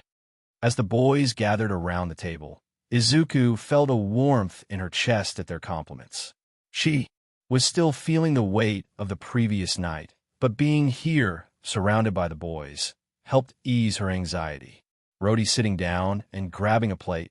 You know, you've really brightened up this place since you arrived. We're lucky to have you here. Izuku blushed at the compliment, fiddling with her hair. Izuku softly, I'm just doing my job. I'm glad you all like the food. Bakugo, having finished drying off, approached her, a more serious expression on his face than before. Bakugo grumbling slightly, but with genuine intent, just remember, if anyone bothers you again, you come to us. Got it. Izuku nodded, appreciating the protectiveness in his tone. Izuku, I will thanks, as they all settled down to eat. The laughter and chatter filled the air, providing a sense of normalcy and camaraderie. For a moment, Izuku allowed herself to forget about the previous night and enjoy the simple pleasure of being among friends. The boys were gathered around the pool, enjoying a hearty breakfast and laughing among themselves. Just then, a sleek, luxury car pulled up to the mansion. Out stepped Cammy, a fashionable young woman with an air of confidence that turned heads as she made her way toward the pool area. With a bright smile and an effortless charm, Cammy approached, her gaze fixed on Bakugo. She had always been drawn to him, hoping to win his affection, but Bakugo had made it clear time and time again that he wasn't interested. Cammy flipping her hair and beaming as she arrived. Hey, Katsuki. I'm back from my trip. Did you miss me? Bakugo glanced up, his expression unimpressed as he took a sip of his drink. Bakugo, not really. Cammy leaned in closer, her playful demeanor unwavering. Oh, come on. I brought back some amazing things from my travels. You should let me show you. As Cammy spoke, Izuku stood a little off to the side, tray in hand, feeling slightly uncomfortable watching the interaction. She didn't know Kami, but sensed the tension between her and Bakugo. Izuku could see how Kami was trying to grab his attention, and Bakugo was doing his best to ignore her. The other boys chuckled at the scene, clearly entertained by Kami's persistent advances. However, Bakugo was growing increasingly annoyed. Bakugo with a sigh. I said I'm not interested. Quit bothering me. Kami pouted. Oh, come on. It'll be fun. Izuku watched from the side, feeling a mix of sympathy for Bakugo and awkwardness for herself. She decided it was best to slip away from the scene. Izuku clearing her throat. Excuse me, I'll just check on the kitchen. As she turned to leave, Kami's attention shifted to her. Kami curious and upbeat. Hey there. Who's this? I haven't seen you around. Izuku nervously smiling. I'm Izuku. I work here. Kami's eyes sparkled with intrigue, and she leaned closer to Izuku, ignoring Bakugo's frustrated sigh. Kami, well, you're quite cute. You should come join us more often. We could have a lot of fun together. Bakugo's irritation grew, and he shot a warning look at Kami. Leave her alone, Kami. She's not interested in your games. Izuku felt heat rising to her cheeks as she tried to escape the awkward situation. Izuku, I really need to go dash with a hasty exit. Izuku left the pool area, grateful for the fresh air as she headed toward the kitchen, away from the tension and unwanted attention. After a few minutes in the kitchen, Izuku returned to the pool area, balancing a tray of snacks carefully in her hands.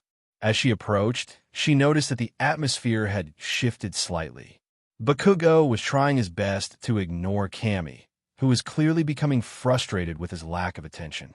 As Izuku got closer, she could see Kami watching her with narrowed eyes, a hint of irritation crossing her face as she realized Bakugo's focus was on Izuku instead of her. Kami feigning a cheerful tone, but with an edge. Oh, look who's back. The maid brings snacks. How cute. Izuku felt a pang of discomfort at Kami's words, but she tried to brush it off, smiling as she set the tray down on a nearby table. Izuku, I hope you all like these. I made sure to prepare a mix of everything.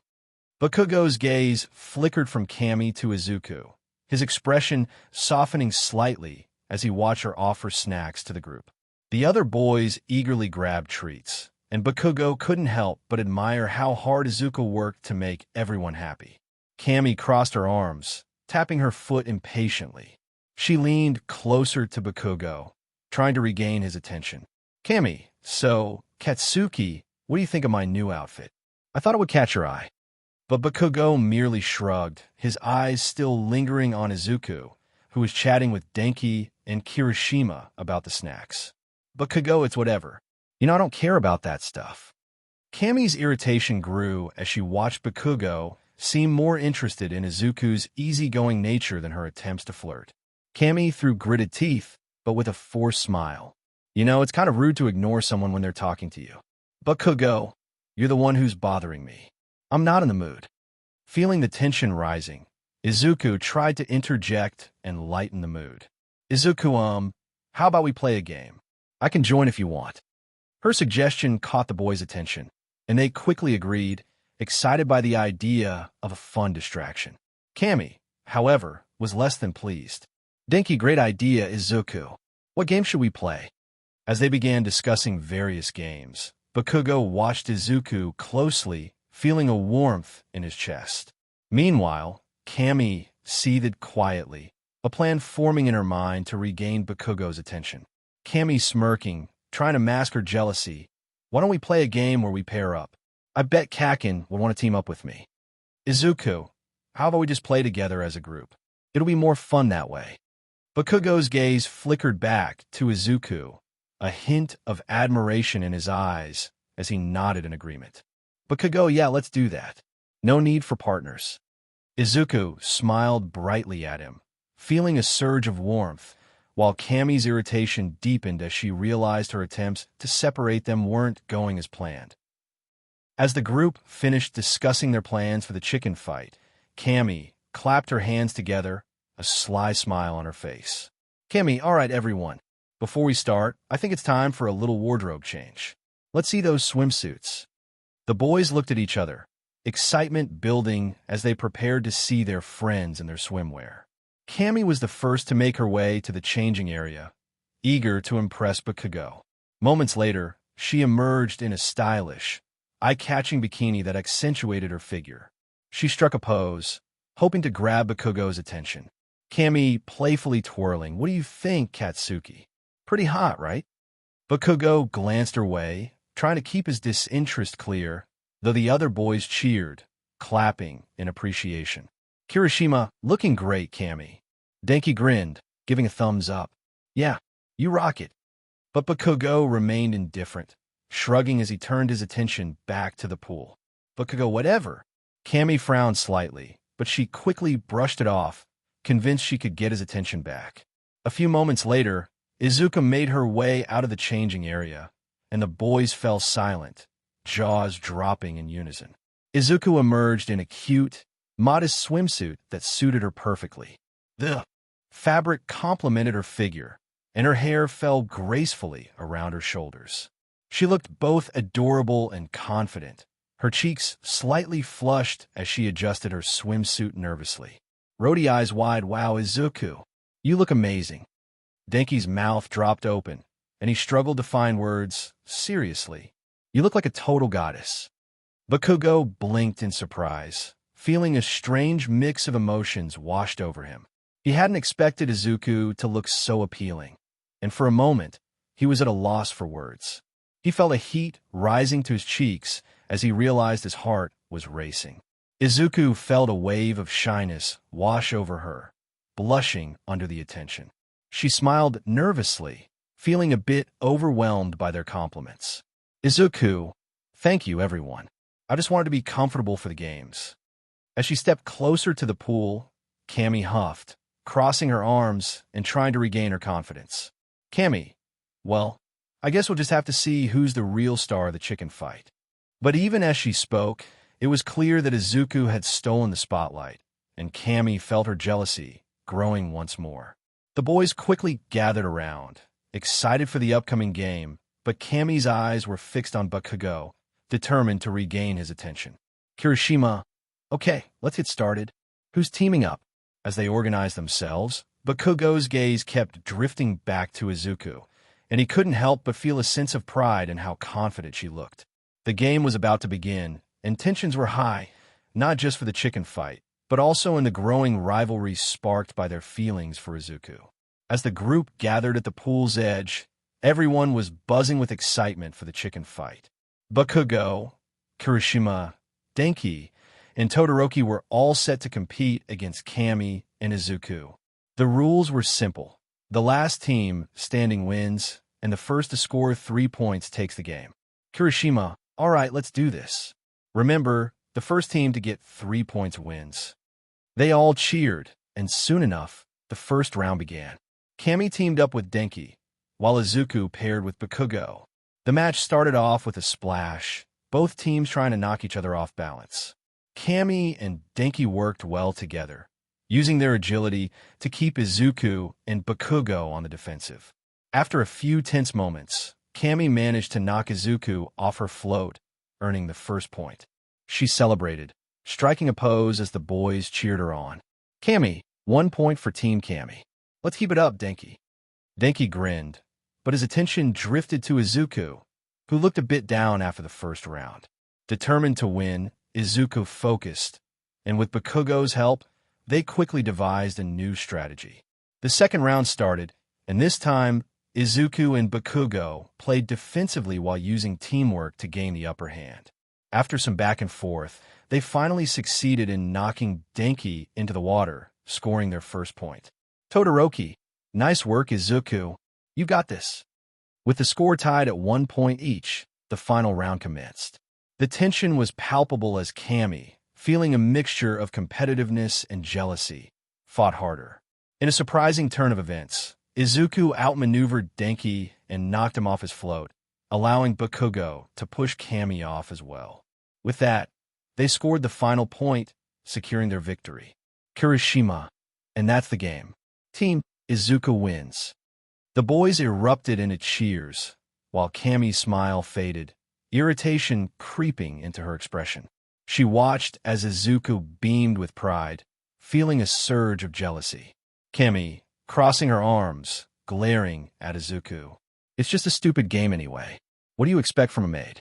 You probably can't even afford nice clothes. Izuku's expression faltered, and she looked down, hurt by Kami's words.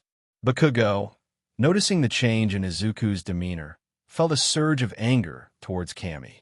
Rody, hey, that's uncalled for. Izuku may be a maid, but she's worked harder than you've ever done. You think money makes you better than everyone else. Pathetic.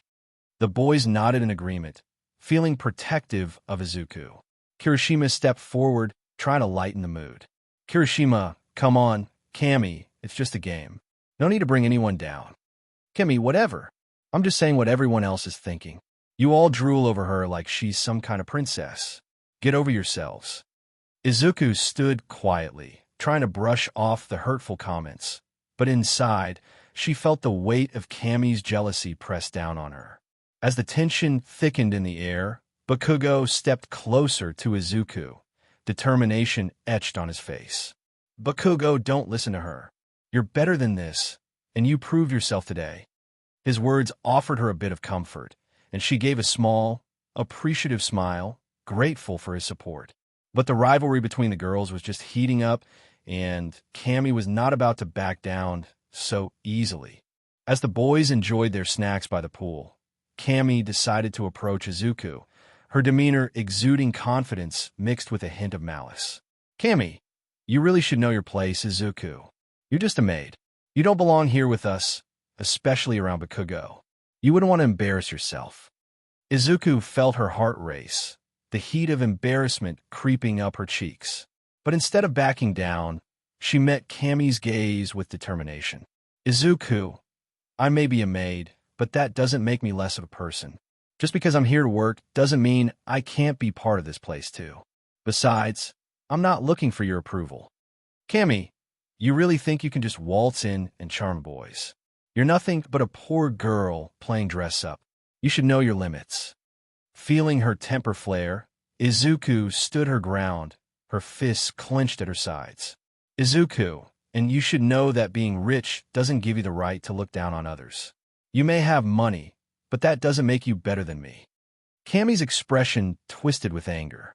Without thinking, she shoved Izuku hard, catching her off guard.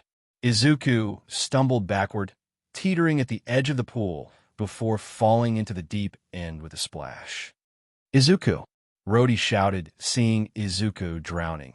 The boys exclaimed in unison, their eyes widening in shock as they watched her go under. Panic surged through the group as they rushed to the pool's edge. Izuku flailed beneath the surface, her heart pounding in terror as she realized she couldn't swim. She gasped for air, but only swallowed more water, feeling the weight of her surroundings pull her down. We have to save her, Todoroki shouted, but Bakugo dived into the pool quickly, who didn't hesitate to swim and go save her. The boys stood frozen for a moment, caught between shock and the urgent need to act. Bakugo reached Izuku first, grabbing her wrist and pulling her up towards the surface. As he broke through the water, Izuku coughed and spluttered, gasping for air. I've got you, Bakugo said, urgency lacing his voice as they swam to the edge of the pool, the other boys extending their hands to help pull them out. Once on solid ground, Bakugo helped Izuku sit up, concern etched on his face as he examined her for any signs of distress. Izuku looked up at him, still shaken but relieved to be out of the water. Izuku, I can't swim. It's okay. No, Todoroki says softly. It's a 9-foot part of the pool. Izuku can only swim on 5 to 6 feet, Kirishima says. Bakugo's expression shifted from concern to fury as he glanced back at Kami, who stood at the edge of the pool, shock on her face as she realized the consequences of her actions. Bakugo, what the hell is wrong with you? You could have seriously hurt her. The other boys rallied around Izuku, offering her towels and support as she caught her breath. The atmosphere turned tense as they all directed their anger toward Kami, who now felt the weight of their disappointment. I didn't do it. She's just clumsy dash, Kami started to protest, but Todoroki cut her off, his voice cold. Todoroki, you pushed her in. You need to take responsibility for that. I didn't do anything. It's just an accident. Kami deny accident. You were behind her before that happened, and you did not even reacted or do anything when she's drowning. Shinso said, it's just a game, Kami. Why are you taking it seriously? Denki said and looked at Izuku worried. Bakugo glared at Kami, his protective instincts surging as he turned back to Izuku, ensuring she was all right. Bakugo, just breathe, okay? You're safe now. Izuku nodded, her heart still racing but comforted by Bakugo's presence. The confrontation had escalated quickly, but the boy's concern for her well-being left her feeling grateful, despite the ordeal she had just faced. Kami, Katsuki, I didn't push her that hard. It's not my fault she can't swim. You're all overreacting. Bakugo's eyes narrowed with irritation as he turned to Kami, his voice low and sharp. Bakugo, enough, Kami. Just get out. You've caused enough trouble. Kami's expression softened, a hint of desperation in her voice as she took a step closer to him. Kami, I'm not going anywhere. I did this because I love you, Bakugo. Why can't you see that? Bakugo didn't even look at her, his gaze fixed elsewhere as he brushed off her words. Bakugo, you don't get it, do you? Love doesn't give you the right to hurt others. Now leave. Kami's face flushed with anger and embarrassment, and she finally stormed off, muttering under her breath. Meanwhile, the boys began checking on Izuku, but when they turned around, she was nowhere to be seen. Denki, wait, where did she go? Todoroki's eyes scanned the area, a frown forming as he spoke. She must have left right after we pulled her out. We were too distracted by Kami.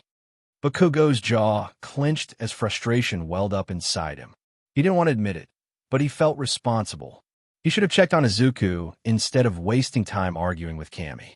Bakugo, she wouldn't have gone far. We need to find her. The boys spread out across the mansion grounds, calling out Izuku's name, growing more anxious by the minute. They eventually found her sitting by a quiet spot in the garden, hugging her knees as she stared at the ground. Todoroki approached first, his voice soft and full of concern.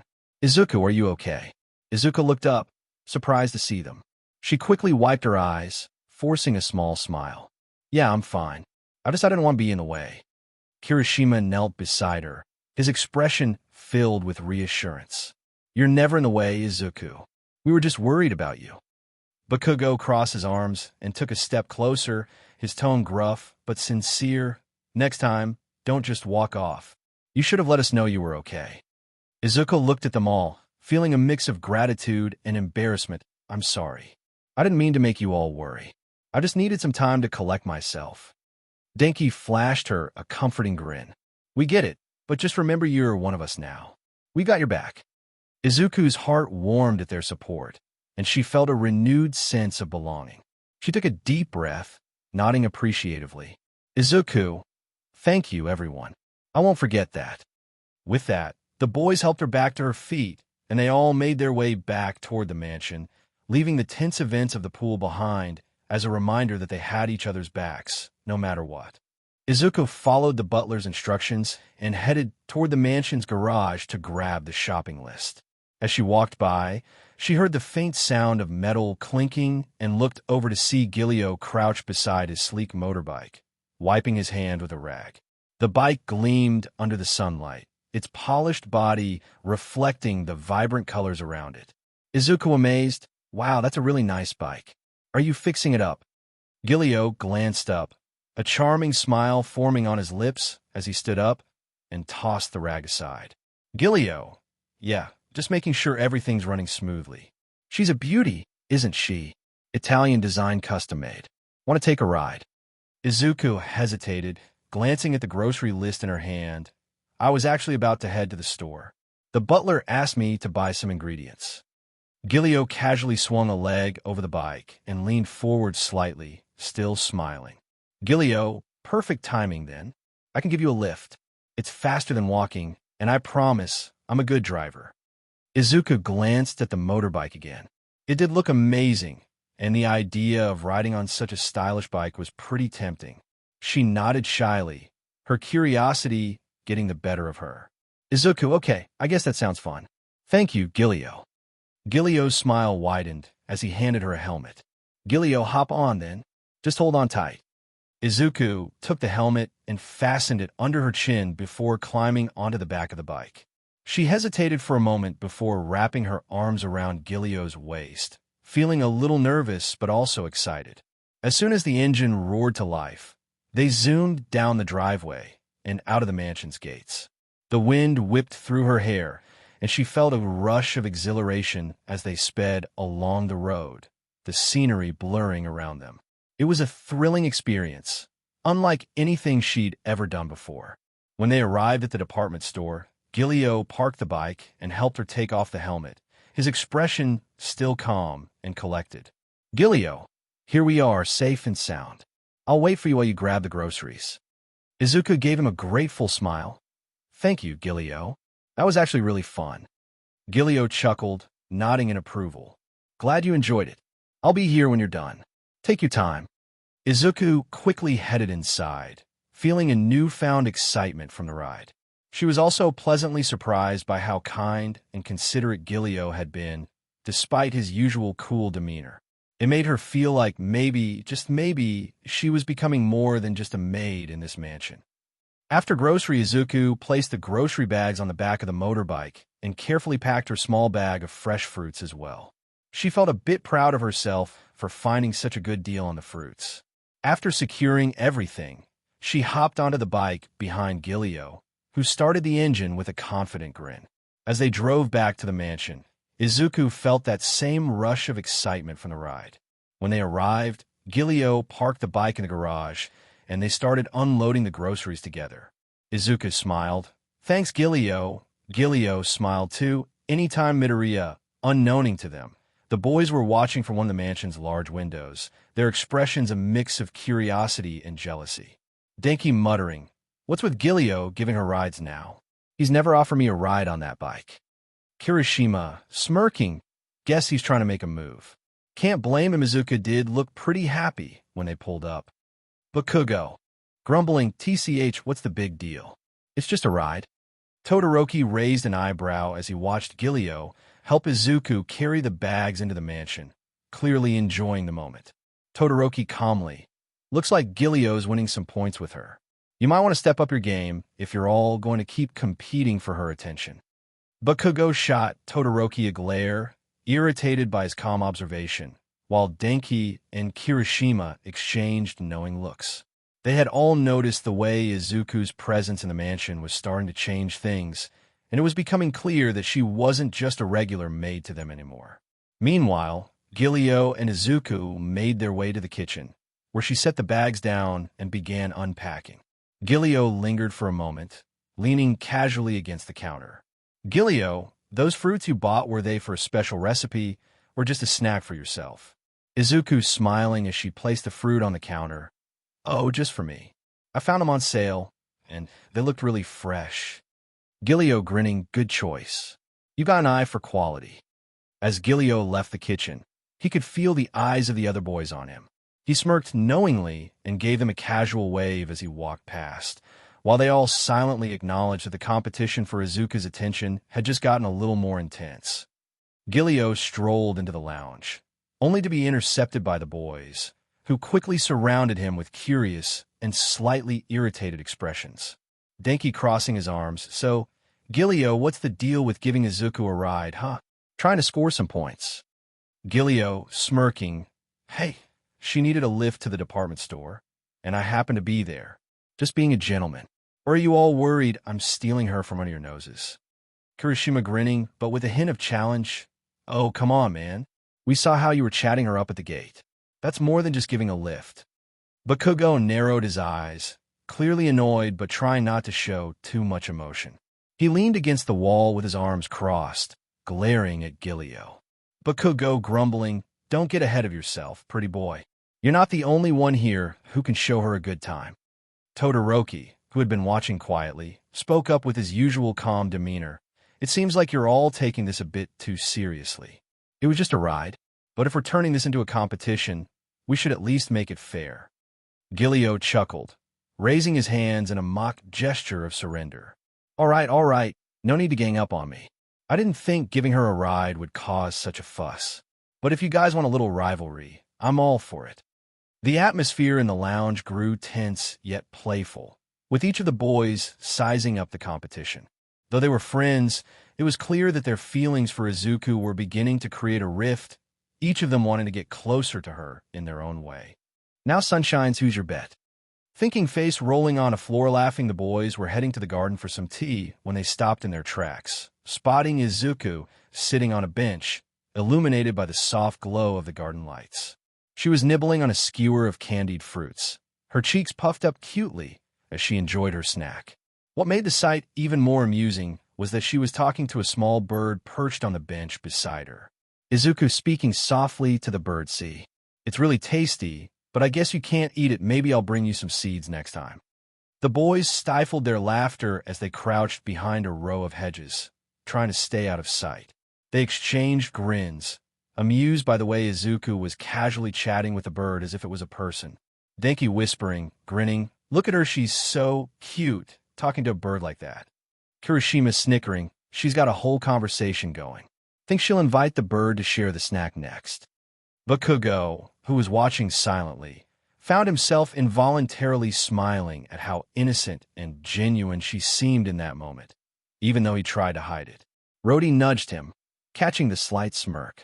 Rody teasing, "Caught you smiling, Bakugo. I knew you couldn't resist." Bakugo scowling, his cheeks faintly pink, "Shut up, I wasn't smiling. Just who talks to a bird like that, anyway?" Todoroki watched with a small, amused smile, observing Izuku's pure-hearted nature as she continued her one-sided conversation. Todoroki whispering, "She's different in a good way." As the boys continued to watch, their laughter softened. It wasn't just that they found Izuku adorable. It was that moments like this made them appreciate her even more. She had a way of brightening the atmosphere without even realizing it. The boys leaned in closer, listening intently as Izuku continued chatting with the little bird. She took another bite of the tonghulu, chewing thoughtfully before speaking again. Izuku murmuring to the bird, "You know, these boys can be a real handful. They're always arguing and competing over the silliest things. Like today at the pool, I thought for sure Bakugo was going to lose his temper with that girl, Kami." The boys exchanged curious glances, wondering what else she was going to say about them. Izuku still talking, unaware of her audience, but they're not all bad. "Guilio was kind enough to drive me to the store today, and Rody helped save me the other night when that creepy old man wouldn't leave me alone. Still, they can be exhausting. It's like they're always trying to one-up each other, and it feels like I'm caught in the middle sometimes." Kirishima raised an eyebrow, nudging Denki with his elbow as they listened. Denki whispering, smirking, "Looks like we're getting a report card." Todoroki quietly, "She's just being honest. I guess it's a good thing she's not just flattering us." Bakugo crossed his arms, a faint scowl on his face, though he couldn't deny he was curious about what else she might say. Izuku, continuing, "It's nice when they're not fighting, though. Like that night, when they save me, I know they care, even if they don't always show it. I just wish they'd stop treating everything like a competition." She sighed softly and glanced at the bird. "You know what I mean, don't you?" The bird chirped in response, as if in agreement, causing Izuku to smile. She took another bite of her tonghulu, swinging her legs slightly on the bench as she continued to talk quietly. The boys, hidden behind the hedge, couldn't help but feel a mix of embarrassment and fondness. Hearing her speak so candidly about them gave them a glimpse of how she saw them beyond all the bravado and rivalry. Izuku talking to the bird, "My mom used to tease me, asking when I'm going to get married. I don't really think about that stuff much, you know? I'm too busy trying to keep up with everything here. But," she paused, twirling the stick of tonghulu thoughtfully. The boys leaned in even closer, eager to hear what she was about to say. Izuku continuing, "I do believe in true love. I know it sounds cheesy, but it's just the kind of person I am.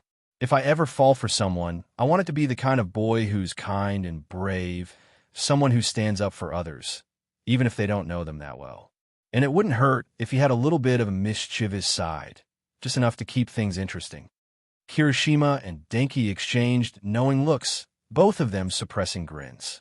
Denki whispering to the others, "Sounds like she's talking about me." He winked. Bakugo grumbling quietly, keep dreaming, dunce face. Izuku still speaking, unaware of their presence. But most of all, I think I'd like someone who sees me for who I am, not just what I do. Someone who wouldn't treat me differently just because I'm, well, just a maid. She looked down for a moment, then let out a small sigh. It's a silly dream, isn't it? The bird chirped again, as if to reassure her, and she smiled. Todoroki under his breath, not silly at all. The boys exchanged glances, each of them feeling a mixture of admiration and longing. Hearing Izuku open up like that gave them a glimpse of her true thoughts and feelings, and it stirred something in each of their hearts. For a moment, the rivalry seemed to melt away, replaced by a quiet understanding of what Izuku truly wanted, something they all now hope to be for her. Izuku's voice is trembling. I just hope that whoever I end up with isn't anything like my father. She sniffled, wiping her eyes with the back of her hand. He left us when I was little. It was just me and Mom after that. I remember how lonely she looked, and how sometimes I'd wait by the door, hoping he'd come back, but he never did. Her voice cracked as she continued, the emotions welling up inside her. Izuku choking back a sob. It's silly, right? To still feel hurt after all this time. I thought that if I could be strong, it wouldn't matter, but sometimes when people laugh at me or say things about my family, it still hurts. The bird tilted its head, chirping softly as if it understood her pain. Izuku took a deep breath, letting the tears roll down her cheeks. Izuku whispering, I just want to be happy, to have someone who won't leave me behind, someone who won't abandon me or my dreams. She looked up the night sky, blinking away the tears. Is that too much to ask? The boys, still hidden nearby, watched with heavy hearts. Seeing Izuku cry like that stirred something deep within them. Empathy, protectiveness, and a fierce determination to never let anyone hurt her like that again. They hadn't realized just how much she'd been through and how much strength it took for her to smile every day. Kirishima whispering, his voice soft, she deserves someone who'd never let her down. Bakugo clenching his fists, anyone who makes her cry like that is a dim-in coward. The boys remained silent, sharing an unspoken promise to be there for Izuku. No matter their rivalry, one thing was clear. They all wanted to protect her from the pain she had faced in the past. Izuku laughed softly, wiping her tears, but as she looked around, the bird she had been talking to flew away. She felt a pang of sadness at the sudden emptiness. Izuku sighing, I guess even friends have to go sometimes. Feeling the weight of her emotions, she resumed eating the tonghulu, but her appetite faded. As she sat there, the tranquility of the garden and the gentle night breeze lulled her, and she began to feel drowsy. Before she knew it, her eyes grew heavy, and she fell asleep, resting her head against the cool stone of the fountain. The boys, who had been quietly observing her, exchanged worried glances as they noticed her drift off. Kirishima whispering, should we wake her? She looks so peaceful. Todoroki shaking his head, let her rest. She seems exhausted.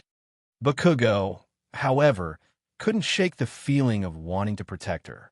He felt a strange sense of responsibility towards Izuku, even if he didn't know how to express it. Bakugo grumbling, fine, but if she wakes up and freaks out because she's alone, I'm not dealing with that. They all quietly moved closer, forming a protective circle around her, their earlier rivalry temporarily forgotten in the face of Izuku's vulnerability. Thank you for joining us on this journey through What If Female Deku Had Harem. We hope you found it as captivating as we did. A big thank you to Korina Kamalilpa 8 for creating such an engaging story. Don't forget to visit their profile on Wattpad for more fantastic works. The link is in the description below. If you enjoyed this video, please give it a thumbs up, share it with your friends, and subscribe to Zenin Fanfics for more intriguing explorations into fanfiction and fantasy. Your support helps us create more content like this, and we love hearing your thoughts and suggestions in the comment section. See you soon in the next video.